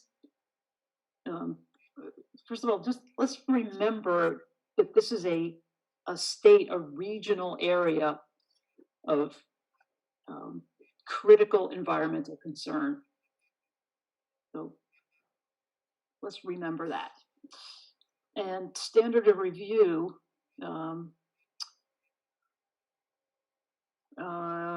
applicant will meet the burden of proof required for a waiver. And I believe that the applicant has to touch on all of the wetland interests in order to meet that burden. I don't recall that the applicant has done that so far. So I will go back to 50322. Burden of proof. The applicant has the burden of demonstrating by clear and convincing evidence. And if I remember correctly, the part of the definition of clear and convincing is evidence that is without doubt or uncertainty, that granting the waiver is consistent with the intent and purpose of the bylaw and these regulations. And further, the applicant must show by clear and convincing evidence that there are no practicable conditions or alternatives that would allow the project to proceed. The work will have no significant adverse effects upon any of the wetland values. So those are my, there is a number 3, but it addresses public interest. So I don't know if we've seen a report from the applicant that addresses the impacts on all of the wetland values. And I believe, Andrea, you can catch me on this, that part of the requirements of an application are to address the impacts, potential impacts to the values. Way back in the filing requirements section. Well, if I may, go ahead. Go ahead, Eric. I was gonna say, if I may chime in, I respectfully disagree that we haven't addressed the values of the wetland and what this is here. We can certainly go back and write another report and type it all out. This is the 3rd meeting we've had on this now where we've talked about the values of the wetlands. We're going with, impervious pavers to mitigate the drainage runoff. This is, let's remember, we talk about disturbance. This disturbance in a lawn area, no tree removal whatsoever. Lawn is not great habitat. Things go crawl into the lawn, they get run over by the lawnmower. They shouldn't be there. This is a lawn. This is not a meadow. This is not a woodland. This is somebody's lawn backyard that they mow once a week in the summer. Okay, we're proposing to create a meadow in the front yard for just that purpose. We're proposing to clean up the stream. So I don't know how much more we can do on a single family project to provide a public benefit other than sell tickets for this pool for the neighbors' kids to come in and play. Okay, there's been discussion about doing things off-site. There's been discussion about making donations to various funds through the town. None of those things have materialized. And we've been willing to talk about them the whole time. So I'm a little at a loss when we talk about that we have not addressed the points in the bylaw in any way at this point, or that we haven't met the burden of proof for a waiver request here.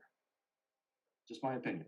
Okay, thank you. So let me ask you, how have you, that wildlife and wildlife habitat are my favorites, So what is the applicant's clear and convincing evidence that there is no significant adverse impact to wildlife or wildlife habitat? It's a lawn. Let's see some science. It's a lawn. A lawn is not habitat. We're proposing to create habitat in the front lawn by creating the meadow and allowing it to renaturalize. A lawn is not wildlife habitat. A lawn is for use by people, not for use by critters. Critters die when they go into the lawn. We did have the fence raised by 6 inches, if you recall. Sure. So, which, I'll be honest, I'm not for, I don't think critters belong in the yard, but if need be, okay. So, there's gotten to be a bit of science about how damaging to some wildlife artificial lighting is. Artificial lighting impacts vernal pool species. It impacts how they reproduce. That's just an example. I don't think we have a vernal pool situation here, but especially in a situation where there is no buffer, we're talking about putting a fence at the BVW. Artificial lighting impacts wildlife. That's what I've read. So your burden is to prove with clear and convincing evidence otherwise. Who's proposing artificial lighting? You're gonna have no lights on the pool? There's floodlights in the backyard now, so if anything, the fence will shield the wildlife from it. Okay, well, not all wildlife, like, okay, so let's have you develop a report on wildlife impacts.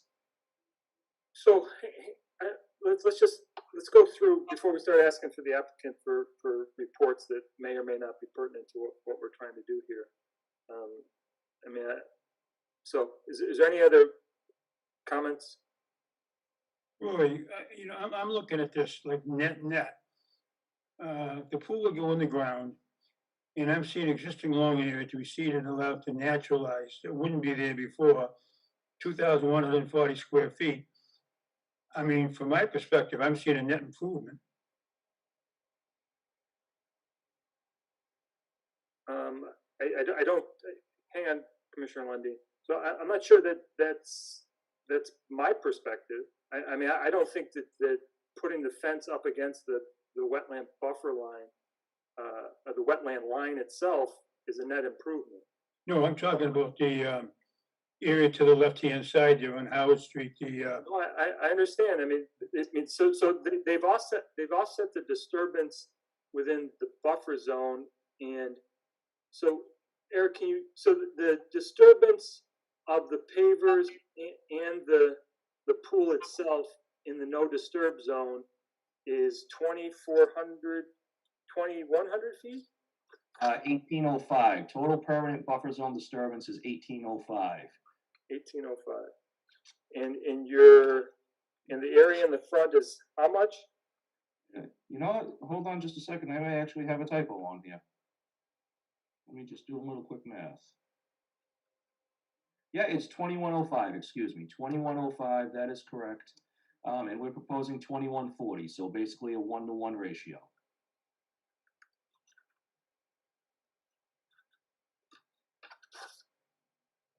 So just to make sure, I was just making sure for Mr. Melo's, point here, what was being proposed here. Mhm. So that's part. So from my standpoint, Charlie, that's part of it. And I don't think it's in an ACEC no disturb zone that they have their burden is higher than that. It isn't a one-to. That's my position on this. I agree with that. So I think that they've met. See, this is part of this challenge with this is that we've got all these different areas that we have to cover, and so we got disturbance that we're trying to offset with mitigation, in restoration or mitigation, another part of the property, which makes sense. That seems okay, but we've got other areas that we have to overcome. We've got the impact to the wetland resources. We've got public interest, and so those are the challenges here. And I think that whether or not we've explored all possible options here with the location of this pool is I don't know that we've done that, but I'll let other commissioners speak. And so John or Mike, you have anything? Mike, you want to go first? No, I'm good. I'll set Okay. up. So I guess my thing with this project site is that it's very difficult to propose a pool because it doesn't even meet the minor activities within the existing, like redevelopment within the existing lawn. So this project's very difficult to try to get through the door and permit.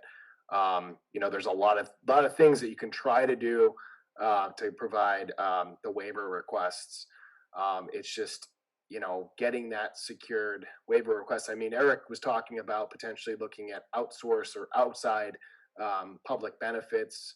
I don't know if the commission wants to talk about that as a potential alternative, but I mean, I'm looking at this and, you know, it's a very difficult site based on the configuration of the lot and also the configuration of what the existing conditions are.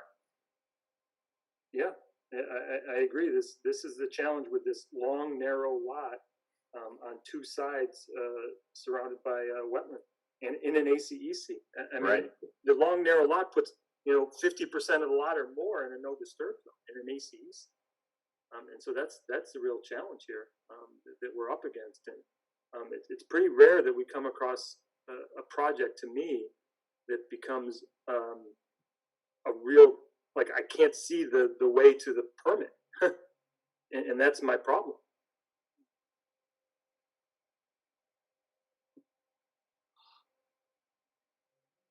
Mike, did you have anything, Mike? Are you all set? I'm all set. I've heard what I need to hear. I do think that we've gotten the information we're going to get from the applicant. Okay. One last point, Eric. Leave it up to you. Well, I'm wondering, and I understand everything you said, and I respect your position without a doubt. I think that goes without saying. I'm wondering, and Mr. Chairman, you said that you don't necessarily see a way to the permit.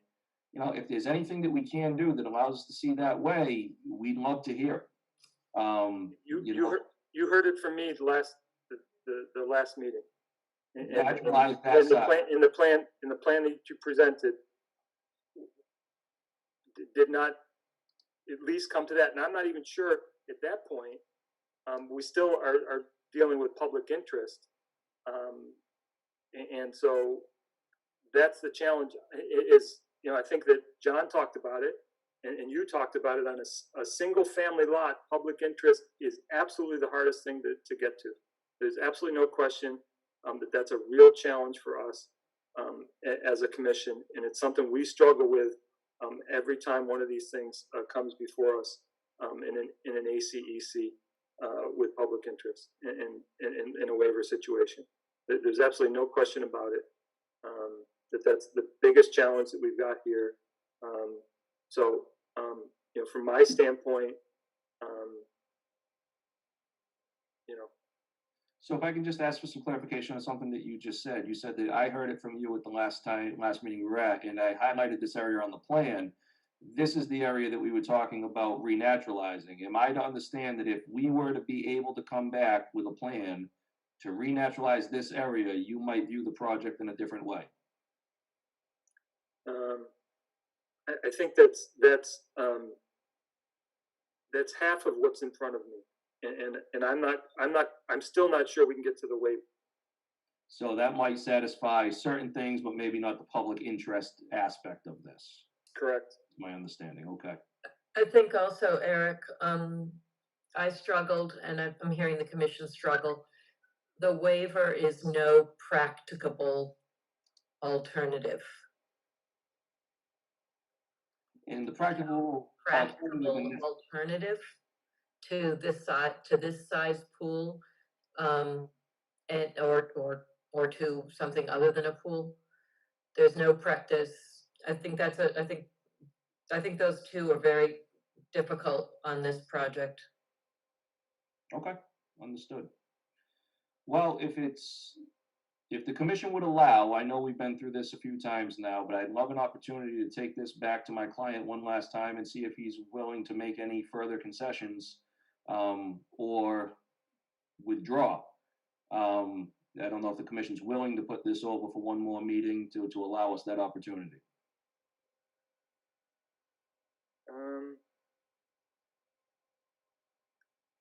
I'm, boy, I am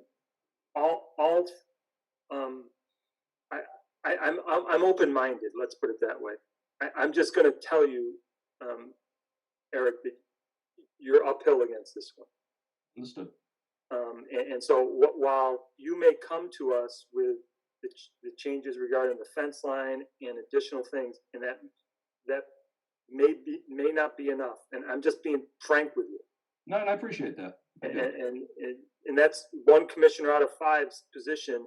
But I think you're hearing some challenges from some of the other commissioners as well, and and you'll take whatever they said already, and evaluate it yourself. But and I don't want to cut you off and say, Eric, don't waste your time. Sure. Because I do want to be fair to you. I want to be fair to Mr. Ledoux.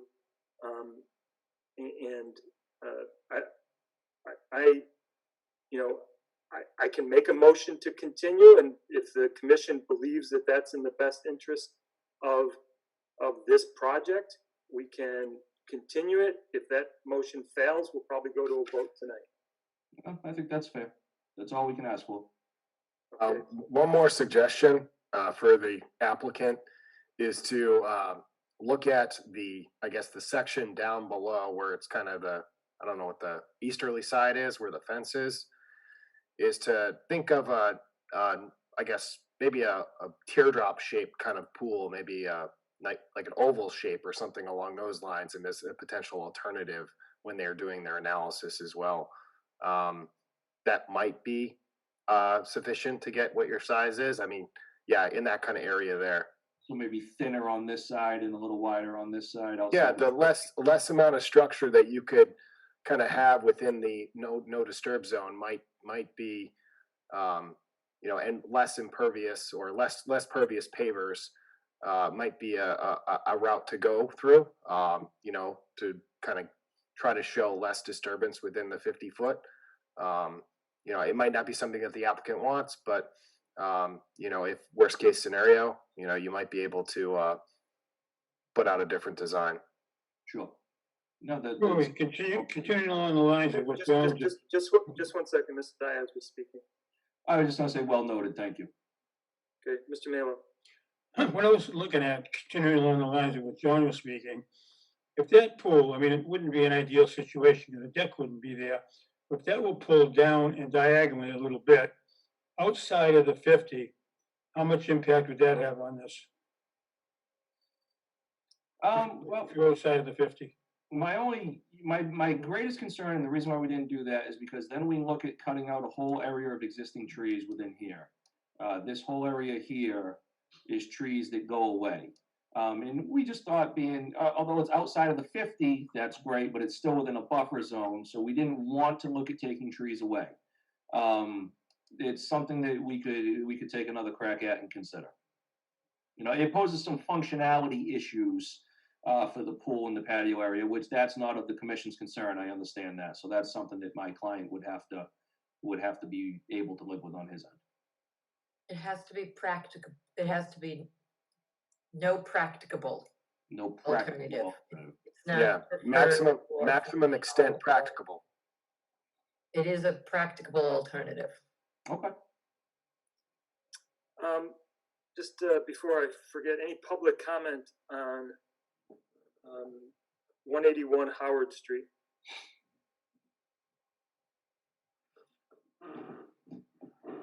So, seeing none, so what's going to happen here is I'm going to make. When do you want us to continue to, if we do, Eric? Let's go not the next meeting, but the following meeting after that. So that's April 19th. April 19th would give us sufficient time to rework that. Okay, so just so the commission understands, I'm going to make a motion to continue to April 19th. April 20th. April 20th. April 19th is Marathon Monday. April 20th.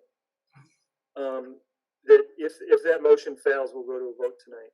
Okay, so I make a motion to continue this hearing to April 20th. A little second. Roll call vote.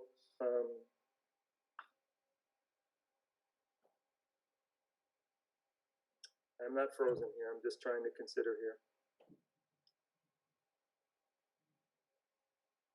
Kleffel's aye. Lundin, aye. Melo, aye. Stady, aye. Thomas, aye. Okay, so we're continued to April 20th.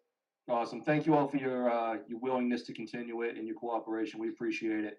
Let's see if we can work something one last time and get back in before you guys with something that you can live with. Okay, thank you. All right, thank you, guys. Night. Good night. Okay, so next up is 226 Massapog. This is a notice of intent for construction of a single-family home. I'm gonna bring up Mitch and his partner Dan. If the applicant wants to be brought up as well, raise your hand, please. Okay. I think that makes the project team. Okay. So I don't know which one of you guys, Dan or Mitch, wants to take the lead here. I'll start off. My name is Mitch Maslenka. I'm a wetland scientist with Goddard Consulting, and I'm representing the applicant, Jay Zola. So a month ago, we were in front of you guys discussing the project, and you required some additional information and on the project. So I'll just go through my list of things to go over here. So first off was your concern that we weren't protecting enough of the unique habitat on site as part of protecting the ACEC land. So what we did was we expanded the lot 1.2 acres in size. If I could request to share my screen, may I? You should be able to. You're a panelist. All right, great. So I'll be able to show you the area we expanded. Just before we continue here, just for the commission's edification of the public's, because they changed the lots on this, they had to notify all the abutters. And that was done. And I just want to confirm for everyone that the abutters were notified on this this particular application, so re-notify. And I know that was a concern at our last meeting as well. So go ahead, Mitch. Yep, thanks for bringing that up. So this is our new expanded lot. The old lot we had proposed cut a lot line right here. So we expanded it an extra 1.2 acres, which is this land over here. What we ended up doing was we preserved the entire resource area of the vernal pool, as well as the 100-foot buffer zone to that resource area. We brought the lot line up to that edge of that buffer zone for the purpose of protecting as much of that resource area as possible, as well as its buffer zones. So that increased our upland preservation by 0.5 acres, which is this section here, that's upland, and we increased our wetland preservation by 0.7 acres, which is down here. So in total, our deed restriction area now equates to 6.23 acres of land, and that goes basically the entire lot size minus the proposed development area. So, you know, it goes all like this along the whole lot line here. Basically everywhere where it's shaded in these hatches is where that'll be under a deed restriction. So our deed restriction, the applicant's willing to provide the deed restriction on the lot to protect the habitat. Like I was saying, the draft language for the deed restriction, we're going to submit that to the commission before the commencement of any work under the order conditions. And prior to the issuance of a certificate of occupancy, we'll execute the deed restriction and have that recorded at the registry of deeds. So that's our plan with our deed restriction area. Yeah, we have the 5-foot access down the line here, so you guys can enforce that deed restriction as well and look, you know, into the area this way. So that's a deed restriction area in our expanded lot. The second thing you were concerned about was the grading within the developed areas. You wanted closer up details of that. So we added a second sheet to the plan, which shows a close up of the development area. And you can see our proposed grades are these solid black lines with parentheses around the grade elevation here. 216 is a proposed grade. This dashed line is the existing grade. This is 216. So basically we'll be cutting away and bringing the grade over to here. So there's no fill proposed in the backyard. In the front yard, there will be fill around in here. So they'll be raising that up mainly just for the septic to be able to fit in there. And again, we have our retaining wall, our revegetation area. We have our stone swale along the driveway, which you guys requested that we provide a maintenance plan for. So just in my most recent report, I just added a small section that said the stones should be washed annually so that sediment doesn't collect in the stones. It washes down to the bottom of the filter fabric and such. So that would be sufficient to maintain that stone trench there. So that covers that. This was the next part, our septic area.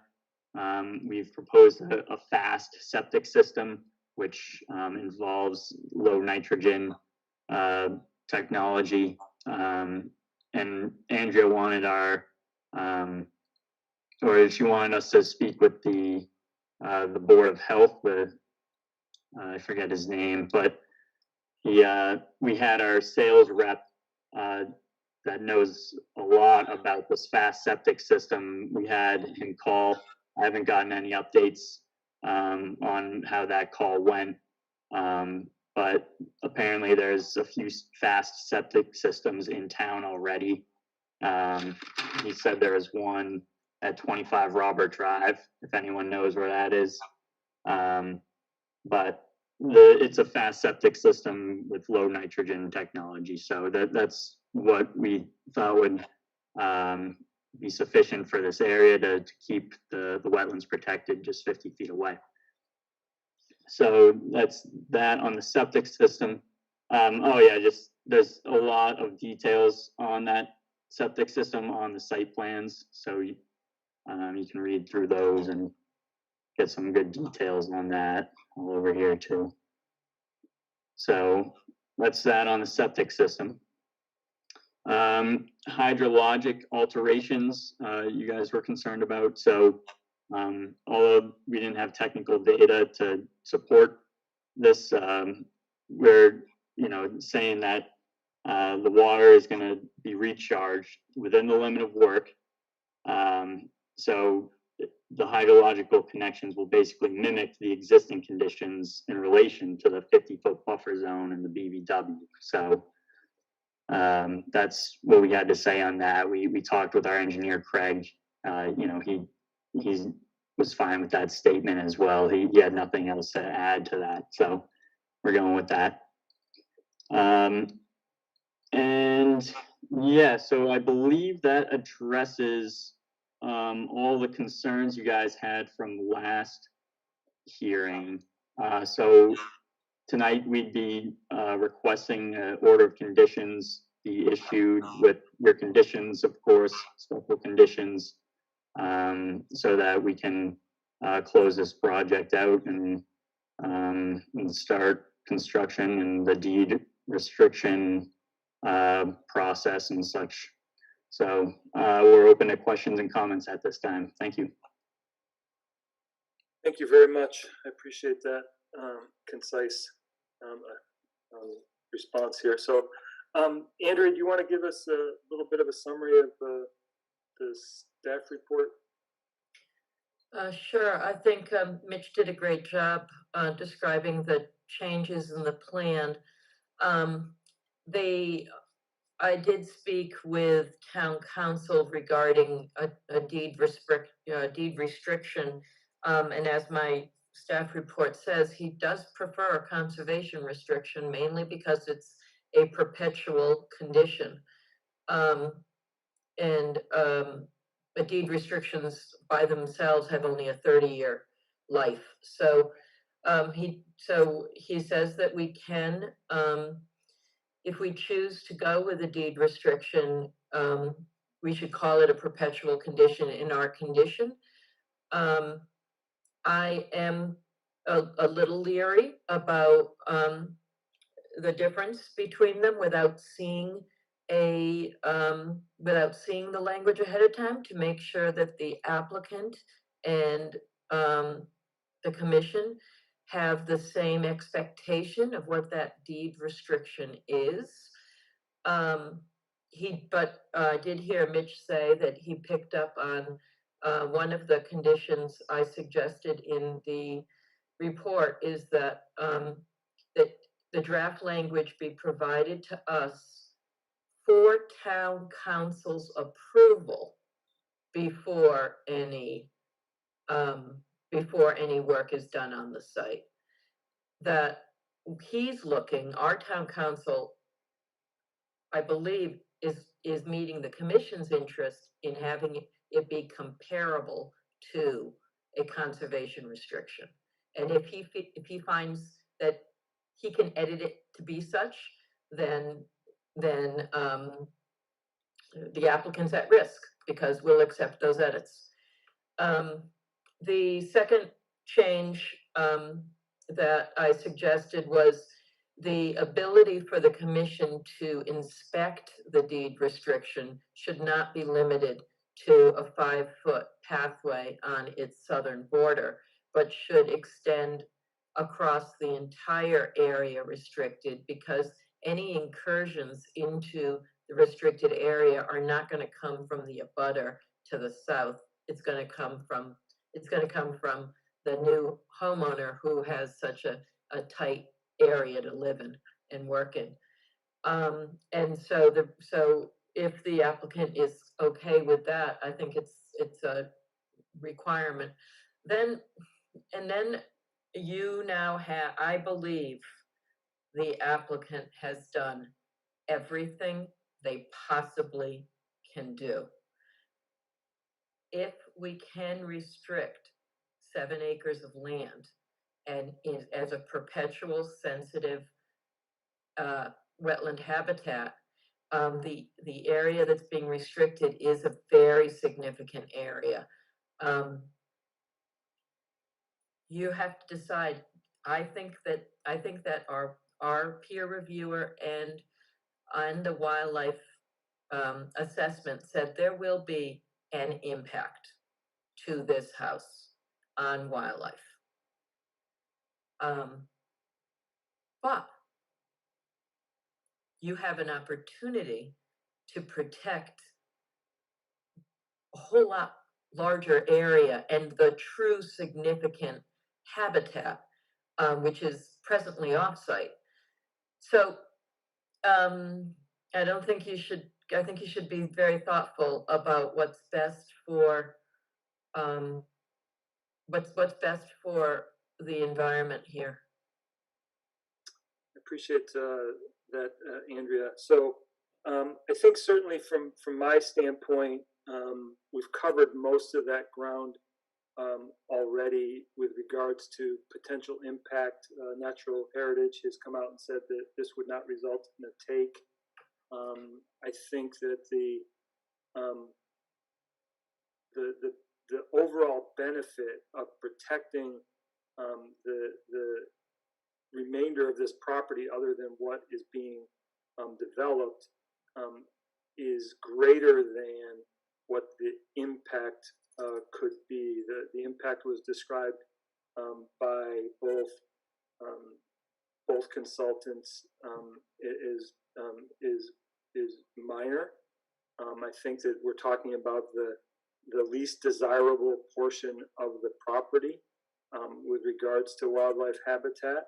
It is not high quality habitat. What we are proposing to do is protect high-quality habitat, and a significant portion of it, almost 7 acres.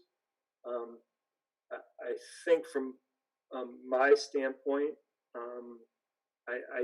that's a trade-off that I understand what that we're making here. That I believe that the benefit to the wildlife habitat protection is actually exceeds what the impact would be. So I think the net on this is a positive, and the wildlife corridor that we'll preserve here in such a sensitive area is significant. So I think that if we can come to an agreement on the deed restriction and looking at anything beyond the split rail fence is a no disturb zone and covered by that deed restriction, I think that we're I think that they've met that requirement for the waiver from my standpoint. While there may be some impact, I think when we look at the net on that, it's offset by the tremendous benefit to the area to protect that 7 acres in an ACEC aquifer district from my standpoint. So those are my comments. I really don't have any questions for the applicant. I think that they've presented everything possible to us. I do appreciate, Mitch, you hearing my request to expand the lot to include a greater amount of land in that wetland area. So I do appreciate you adding in that 1.2 acres there as well. So, commissioners, anybody else have any comments? Yeah, Rory, as Andrew was speaking, and I agree, I know of this, a deed restriction, you've got a 30-year life on it. That changes ownership or something, that'd have to be re-implemented. It's conservation restricted, that's in perpetuity. I think we'd be better off with that, in my opinion. So town council has presented us with that there's case law that if the deed restriction is included in the conditions for the permit, it can be perpetual. Okay. So I think that we will have to, if the applicant wants to go with a deed restriction and we can make it work as a perpetual, we do not want this to be a 30-year deed restriction. We want it to be perpetual. Okay. So I think if we put it into the conditions that the deed restriction is perpetual, that is a perpetual deed restriction. And town council, that's not his opinion. That's actually case law that has backed that up. So we actually, Andrea and town council spent a fair bit of time on this particular issue because we knew that there was a little bit of a deed restrictions we really don't do very often. Conservation restrictions is what we're normally used to. So, but thank you for the feedback. Anybody else? Conservation Commission? Yeah, this is John. I agree with Charlie. I think conservation restrictions are always best because you can identify what the clear current boundaries are. Right here, this plan doesn't show any kind of physical markers of them installing any sort of monuments to demarcate those. So I want to see those on a plan. And secondly, any sort of deed restriction that's going to be associated with this. Obviously, this project in front of us is comprised of 3 parcels right now, the assessor's parcels. So when this gets transferred to, say, a new deed title, that deed restriction needs to be set with that new title. So I say we condition that any future titles need to get that deed restriction if that's the route we're going to go. Otherwise, conservation restrictions are usually best because they go with the deed on record. And they get transferred, so there's really no way that it can get missed. So I definitely agree with Andrea. If we are going to do a perpetual deed restriction, then, for instance, it should be said perpetual in conditions.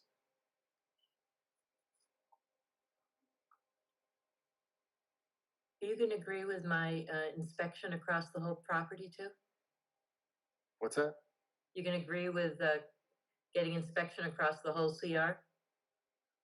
I'm sorry, I'm not following.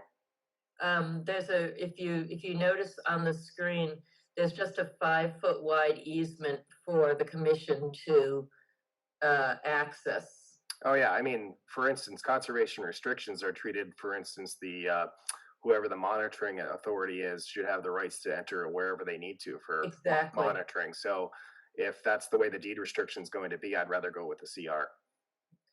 Yeah, I mean, I think that the proposal would be to that easement would not, I mean, that we would have to have access to the entire, restricted area for monitoring, so. Yeah, and I think it should be demarcated and shown on a plan if we're gonna treat this deed restriction as a CR. Obviously, it's not gonna have all the paperwork that you would send to the EOEA, but for instance, at least it's being treated as such. So I think that the landmark for the deed restriction is this post and rail fence. Right. Yeah, Mr. Chairman, if I could clarify some things. Sure. So this post and rail fence, as well as the retaining wall, are going to have permanent signage there as our demarcation, explaining how this is going to be the 50-foot no disturb to a BVW resource area. And the applicant, he is willing to allow access to the entire conservation restriction area so that you guys can monitor and do what you need to do in there. So can I ask a question, and it's one that we probably haven't asked, and what is the reason for not recording a conservation restriction versus the deed restriction? Because it's the applicant who's making that request. Yep, so it's a bit more time consuming, and for the size of this lot, there's a chance they may not even accept this area as a conservation restriction area just due to its size. I'd be pretty surprised about that. We've had CRs smaller than this. Oh, really? Mm-hmm. Mm-hmm. And I can take up your time.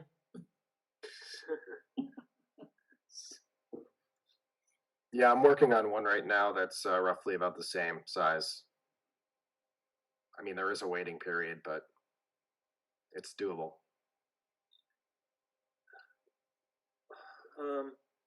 Okay. Any other comments, Mitch? Just 1 second, Carol. Nope, that's all. Okay, Commissioner Lundin. Sure, thank you. Mitch, let's talk about, it seems like I'm known for wildlife and slope. Let's talk about the slope between the post and rail and the BVW. Yeah, I can talk about that. So right now, let me try and get to my close, shoot, okay. So it's kind of small and I can't zoom in anymore on my screen here, but this contour line is 216 existing grade. I can't and see what you mean. Can you see my cursor? Nope. You're right to go to the second page, Mitch. Okay. Okay, so can you see my cursor? I have to clear. I have to move my screen over. We can use annotation, Mitch, if you go to view options. View options. Annotation, can you get to? Usually I don't think I have that option. Is that on Zoom or is that on something else? No, it's in Zoom. It's usually interestingly, I had it earlier. I don't see it here. The plus sign is the cursor. So you guys can't see my cursor right here? No, I can see it. Oh, yeah. Oh. Yep, I see it now. Oh, okay. All right. So this is a 216 elevation right here. The next closest elevation contour is somewhere out here, very close to the BVW itself. So that's a 2-foot change in elevation over a 50-foot span. So that's a very gradual grade. Wait, so 2 divided by 50? That's the slope? Is that right? Rise over run, right? Rise over run, yep. 2 divided by 50 is what? Times 100. 0.04. So times 100 is 4%? Or is the 0.04? No. Which is it? Less than 1. Less than 1%. is the slope. Okay, so this is a concern. We know something about this. If I could share my screen. Let me unshare mine, I guess. Thank you. Share screen.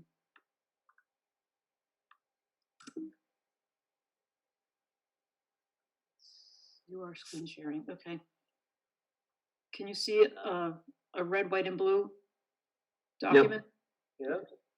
So this is from page 20 of the Massachusetts Association of Conservation Commissioners Buffer Zone Guidebook, published in 2018. And this is a chart about effect of slope on pollutant and sediment removal. So 5%, we can see right here in the green, and the green over here, is an optimum slope for removal of most pollutants. And this is less than 1, This is less than 1. less than 5. Yeah, less than 1 is a lot less than 5.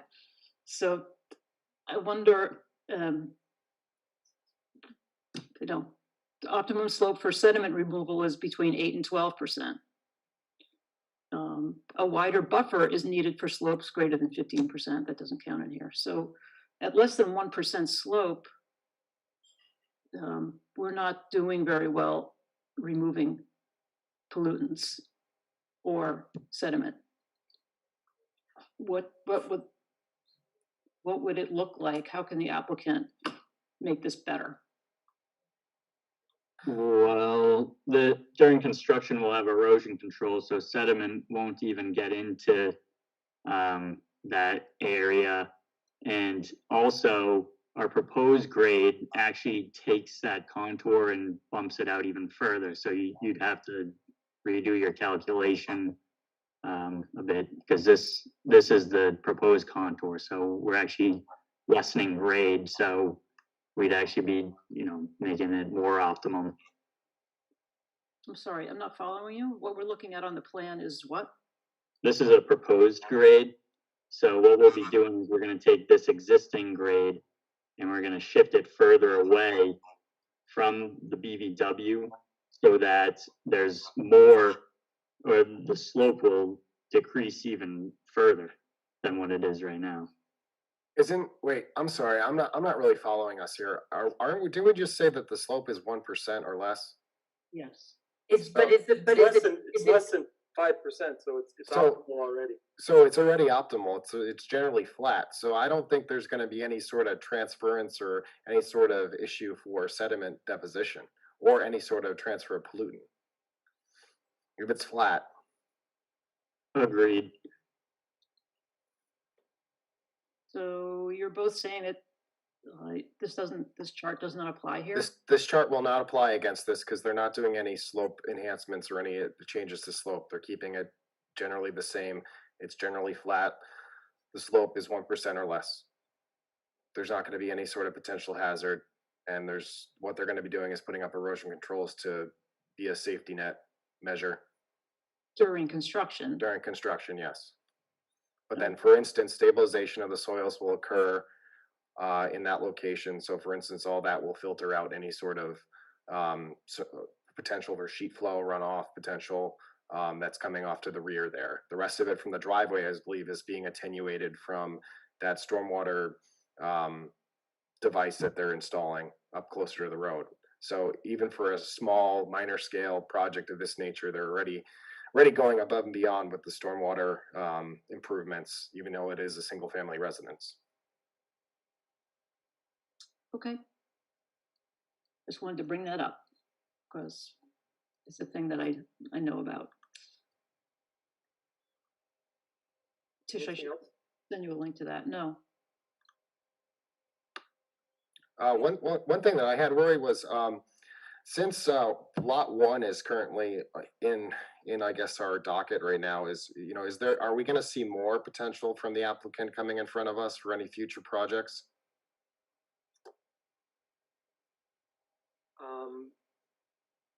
I think that the last meeting he did say that there was some development predicted to the north. Is that gonna be outside our jurisdiction? Mitch, do you have any sense of that? Sorry, I missed that. Could you repeat that again? So on the other lots that the applicant owns to the north, part of which we took is a deed restriction, is there expected to be more development there that would be within our jurisdiction? Not within the jurisdiction, no. I don't know that that's altogether true because the BVW does extend well beyond the vernal pool in a northerly direction on land that he owns. So it's a future, it's a large site, John, back there. Okay, so we might potentially see the applicant in front of us again. It's quite, the site has wetland, the rest of the land does have wetlands. Whether or not he has the ability to develop it, I have no idea. Right. Is there a concern, John, that we need to be aware of with this? Well, I was just thinking of potential alternatives analysis, but that's it. Aaron Botello is asking which jurisdiction would that be? Mansfield. I think she's responding to what I just said. We don't have the assessor's records. We don't have the assessor lot parcels in Mansfield, but the BVW does extend up in northerly direction on the Easton property. You can tell us what's in Mansfield if the chairman so chooses. My apologies, Rory, I just saw that in the question and answer. That's okay. I think it just came in. Anything else from the commission? Okay, so I actually know that, that many of the attendees are here for this particular thing. So any public comment for 226 Massapog? Just raise your hand or.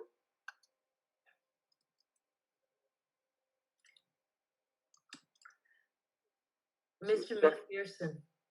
Yep. So you're going to bring him up? Yep. Okay. I feel that's my job. Okay.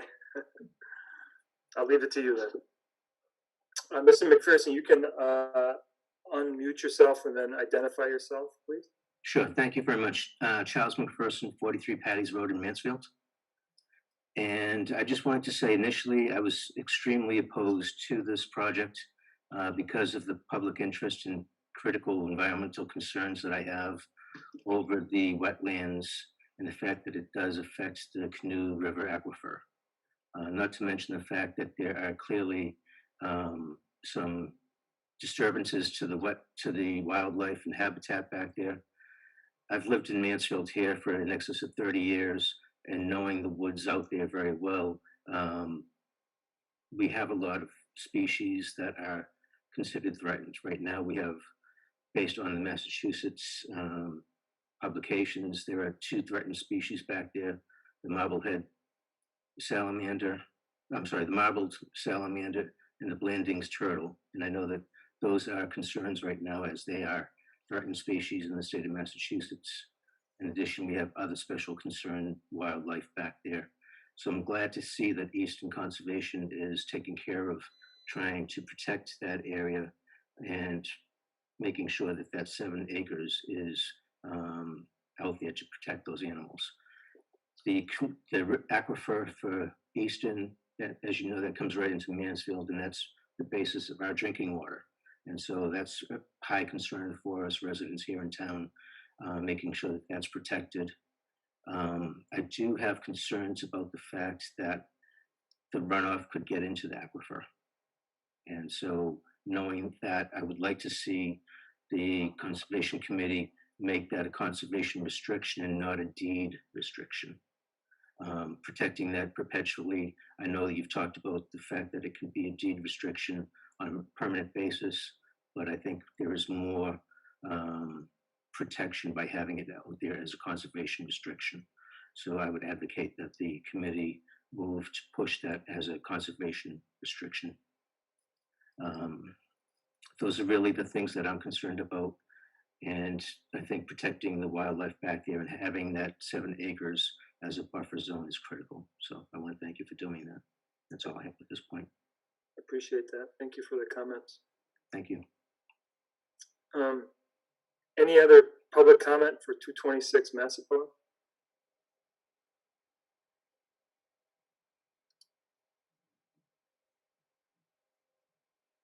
Ms. Patello, do you want to speak to the commission, or do you just want me to read your comments into the record?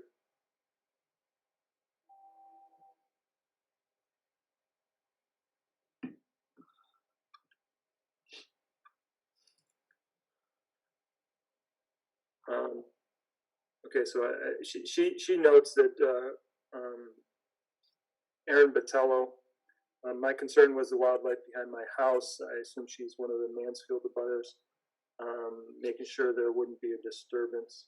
So I think we've tried to address that in very clear terms here, that is our intention as well, is that the 7 acres of restricted land would guarantee that habitat remains as such and protects all the habitat there, as well as the other wetland function values of the swamp that is out there. So we agree with your concern wholeheartedly. Go ahead. I realized that if we promoted her to a panelist, she could speak. I offered her that option. She did not respond, and I'm happy to promote her and give her the option. So I just promoted her. So, Ms. Patello, if you want to, Can you hear me? we can. Yes. Oh, you just muted yourself. There you go. You're muted. There you go. It was a long time to get to this property. So, I just want to thank you guys for all the consideration that you've done. Great. Oh, I went back to mute.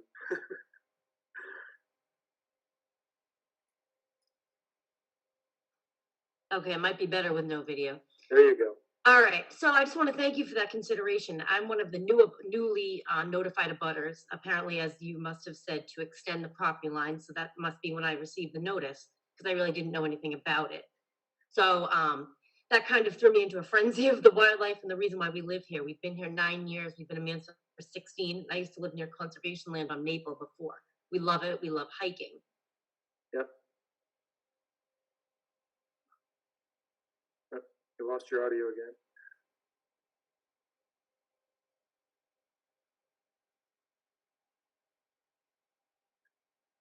Give her a second to come back.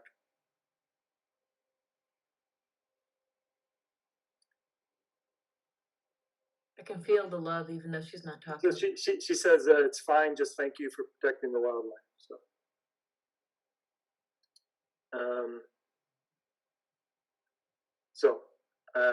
So I think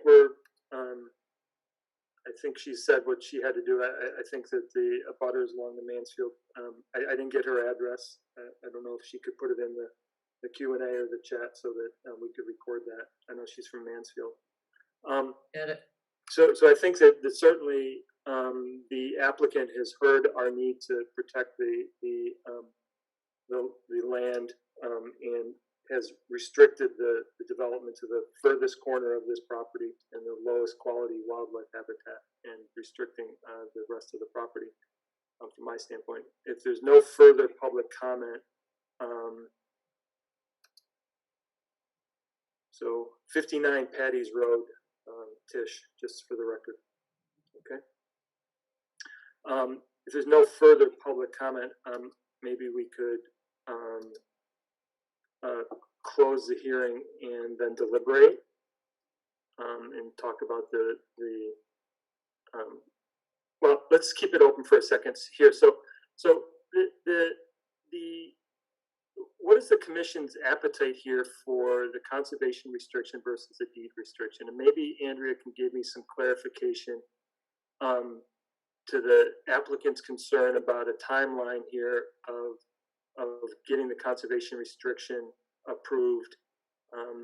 and what that might do to their own timeline, to their, at least that's what I'm interpreting what one of his concerns was that, one, it might not be approved, and secondly, there may be some delay if we go with a conservation restriction versus a deed restriction. So can you speak to that, Andrea? The conservation restrictions are approved at the state. They've developed a process over the last few years to put numbers on it and use special forms, and that doesn't usually bode well for doing things quickly. But it makes sure they don't get lost, so that's good. I think there is, I've had conservation restrictions be done in 6 months, in the last couple of years. I don't know how COVID's responding to their ability to get things done, but it's functioning. We're getting our file numbers. John, I mean, it is, I honestly, if what you're asking is a comparable to a CR, you want a deed restriction that's comparable to a CR, town council sounds like he can give you that.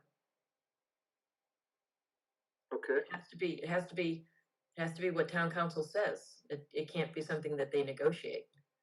It has to be, thank you very much. Now I'm gonna, edit it until it is what a conservation restriction would be. But he's certainly read enough conservation restrictions to know how they're done. So. Yeah, no, I mean, I think the information that I received through you from town council gave me some confidence that he could do that for us. And as you said, though, his preference would have been a conservation restriction, but he could deal with a deed restriction, and he believes there's case law to back up. Now, I never want to get into a situation where we have to deal with case law, but I think that this would be it. So I mean, I just don't want that to be the case, especially since we've gone to all this trouble, and are considering this application in an ACEC,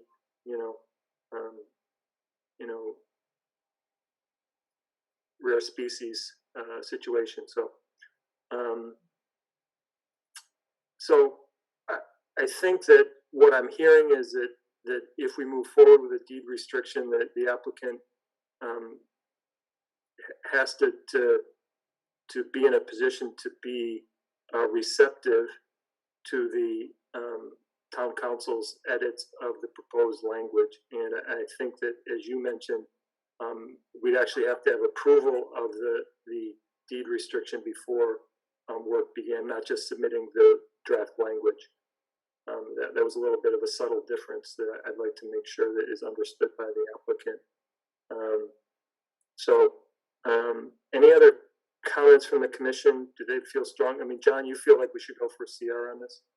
I mean, we can do either one. I mean, just as long as this deed restriction gets recorded with the deed, because currently the lots that are in question are not a title. There are 3 compiled lots that they're going to segment off to kind of create this parcel. So I think I have to leave that in town council's hands to make sure that he puts the language in to make sure it gets recorded against. Yeah, exactly. Like all the bearings and distances and lot configuration, all that stuff needs to be figured out by town council to mimic a CR, basically. Yep. Two things, Roy. If the language is correct on the deed restrictions, that 30-year window kind of goes away if the dialogue is correct. And also, the onus falls on town council at that point because we're acting on his opinion. Right.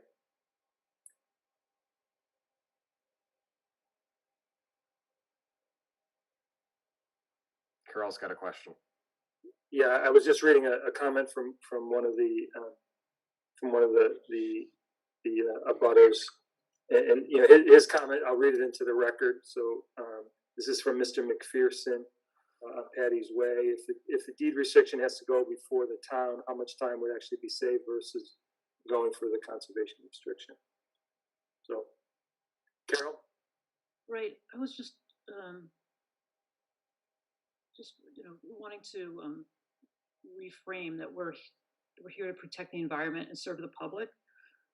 And I wonder, as far as a burden, I know that the town council has a responsibility to protect the town, but I'm also wondering if what would happen if the applicant drafted this document and town council reviewed it? Would that be any kind of benefit, resource time saving benefit for the town?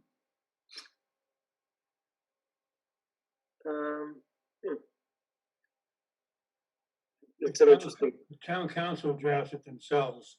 It's exactly what they want. They don't have to review something and then make amendments to it. I would say just let town council draft it, in my opinion. Yeah, I don't want to speak for town council. I mean, that's a decision that town council needs to make with the applicant, I think, right, Rory? Yeah, I mean, I ultimately, I'd probably let the applicant negotiate that with town council. If town council is going to mark it up so much, it may be easier for the applicant not to spend their time to do that. So, Right, just a thought. no, it's a good consideration. I really hadn't considered that, but you're probably correct there.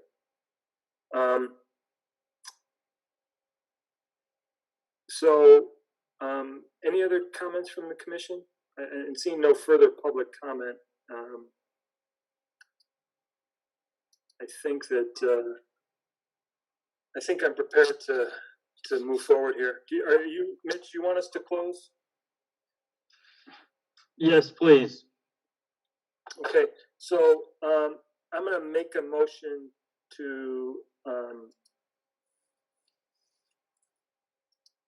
close the hearing. And why don't we make a motion to close the hearing first, and then I can go forward. So make a motion to close the hearing. I need a second. Thomas, second. Roll call vote. Caulfield's aye. Lundin, aye. Memo, aye. Spady, aye. Thomas, aye. Okay, so I'm just pulling up my comments here. So I'm going to make a motion to grant the waiver, issue a permit for work, and order conditions for 226 Massapog. Noting that the deed restriction is perpetual for the enlarged 7.43 acre property to protect the portion of the unique habitat identified in the wildlife assessment. Draft language for the deed restriction can be submitted to the commission office, or the applicant can choose to have that conversation with town council about who will draft it, but must have town council approval that it meets the intended purpose, which is a perpetual deed restriction, before any commencement of work under the order of conditions and permit. The applicant shall diligently pursue execution of the deed restriction and provide proof of recording prior to issuance of a certificate of occupancy for the project site. The deed restricted area is a no disturb zone, is a perpetual condition. Commission shall have access to the entire deed restricted area for inspection purposes perpetually. Stormwater shall be directed from the building into roof dry wells, from the driveway to a swell on the side of the drive to avoid any discharge. Prior to issuing the building permit, the applicant shall provide a stormwater log maintenance plan prepared by a professional engineer with annual inspection checklists. Annual inspections and maintenance of stormwater systems is a perpetual condition. Sustainable lawn practices is a perpetual condition. No road salts is a perpetual condition. No dumping in the wetlands. Permanent markers in the form of post and rail fence with wetland medallions to mark the limit of work and future no disturb zone is a perpetual condition. Signage shall be posted along the edge of the deed restricted area every 50 feet as approved by the Conservation Commission representative. No change to the building footprint or site grading without prior review and approval by the Conservation Commission. Adequate erosion controls installed and maintained. Revegetate the area between the retaining wall and the BVW with native seed mix as noted on the plan. Implementation of all recommendations in the turtle protection plan. No change in existing elevations are proposed or authorized within the buffer zone to bordering this land subject to flooding. And just going back through my notes here.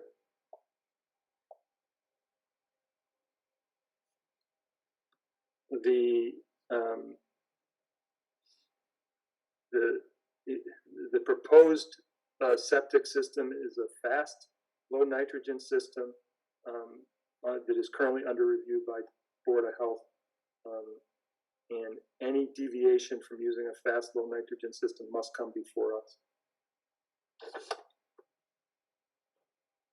And the last thing is the applicant must ensure as a perpetual condition that on any future titles, the transfer of the deed restrictions must be recorded. Thomas, second. Roll call vote, Caulfield's aye. Question, please? A point of clarification. Yep. Yes, thank you. I looked at our sustainable lawn care guidelines a little while ago, and there is no prohibition against pesticides in there. And given the sensitive nature of this environment, I would like to see us. So the only motion you can make is a motion to amend at this point. Okay, motion to amend. And you state your amendment. You want a motion to amend to. Motion to amend to prohibit pesticide use. Okay, so there is a main motion on the floor has been seconded. There is a motion to amend. We can discuss the motion to amend to discourage any to prohibit any pesticides. Now we can have a discussion about the motion. Well, there is no second. We can have it. Is there a second to this motion? Was that a second, Mike? No. Okay, so is there a second to the motion?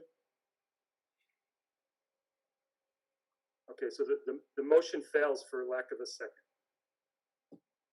So we're back to the main motion. And I'm ready to go to vote. Roll call vote, Caulfield's aye. Lundin, aye. Hello, aye. Spady, aye. Thomas, aye. Okay. 5-0. And I think that's it for us. Okay, thank you for everybody. We'll go on to the next item on the agenda. Thank you so much for your time tonight, everybody. Thank you very much for working through us on this. I know it's a very challenging site. So Certainly was. All right, have a good one. thanks, Mitch. Thanks, Dan.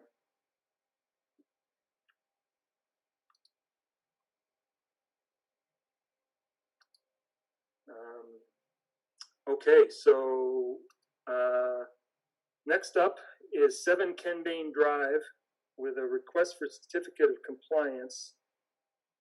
This was as far as I know, this was the original certificate of compliance.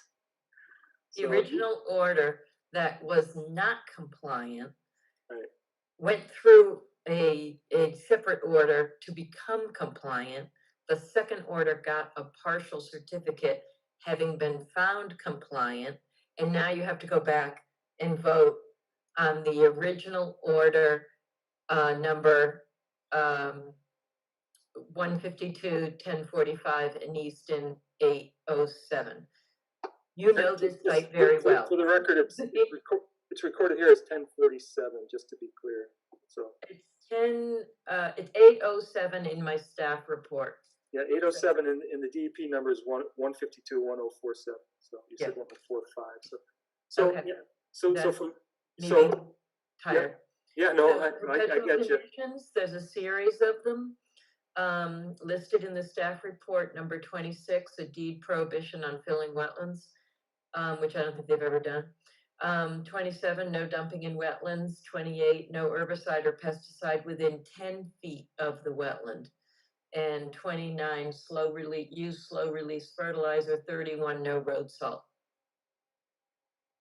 Okay, so we still have pending before us, just so everybody's clear, we still have pending before us, they still have to to monitor the existing mitigation that they've done. So, so I think we're all set here in letting this one go. So, anybody have any comments? Yeah, this is Carol. Did we just hear no pesticide use within 10 feet? It's it. That's all it's ever been.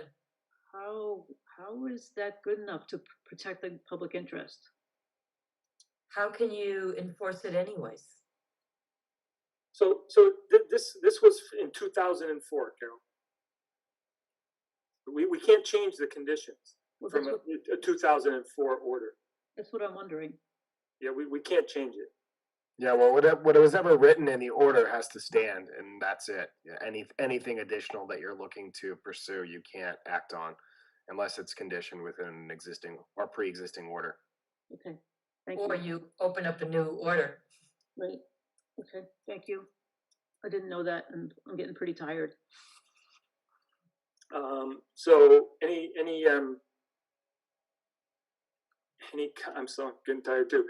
Any comments from the commission on 7 Ken Bain Road Drive, 7 Ken Bain Drive? Any public comment?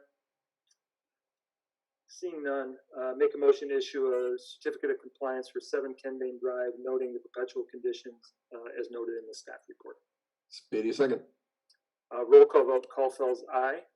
Lundin, aye. Melo, aye. Spady, aye. Homicide.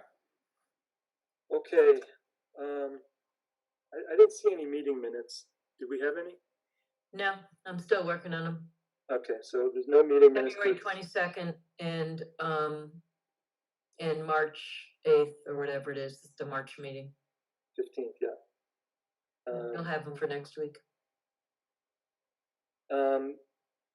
So I had planned to talk about trails again, but I think given the late hour here, I actually had an idea today that we should probably put on an agenda item for a future discussion, just talking about just having a trail maintenance plan. So we can discuss really what we want from a trail maintenance. I know we threw up a lot of stuff the last meeting about trail signage and updating trail maps and trail numbering and trail naming, which I think are really important. We've added a lot of trails over the last few years, and I think it's probably imperative that we take a little bit of a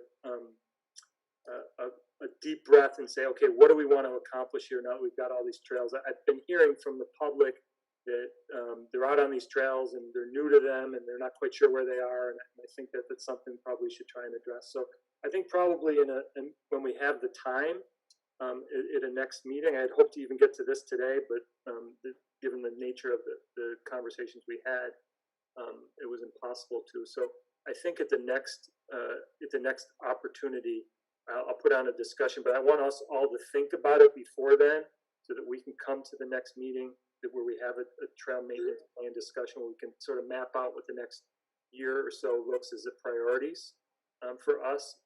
Obviously, we want to address trail problems, whether it's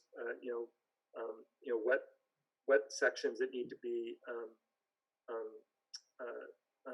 addressed, or trees down or something like that. But I think otherwise, I'd like to see us focus in on some trail signage and namings, that even if they're just numbers, this is flyaway 1 and this is flyaway 2.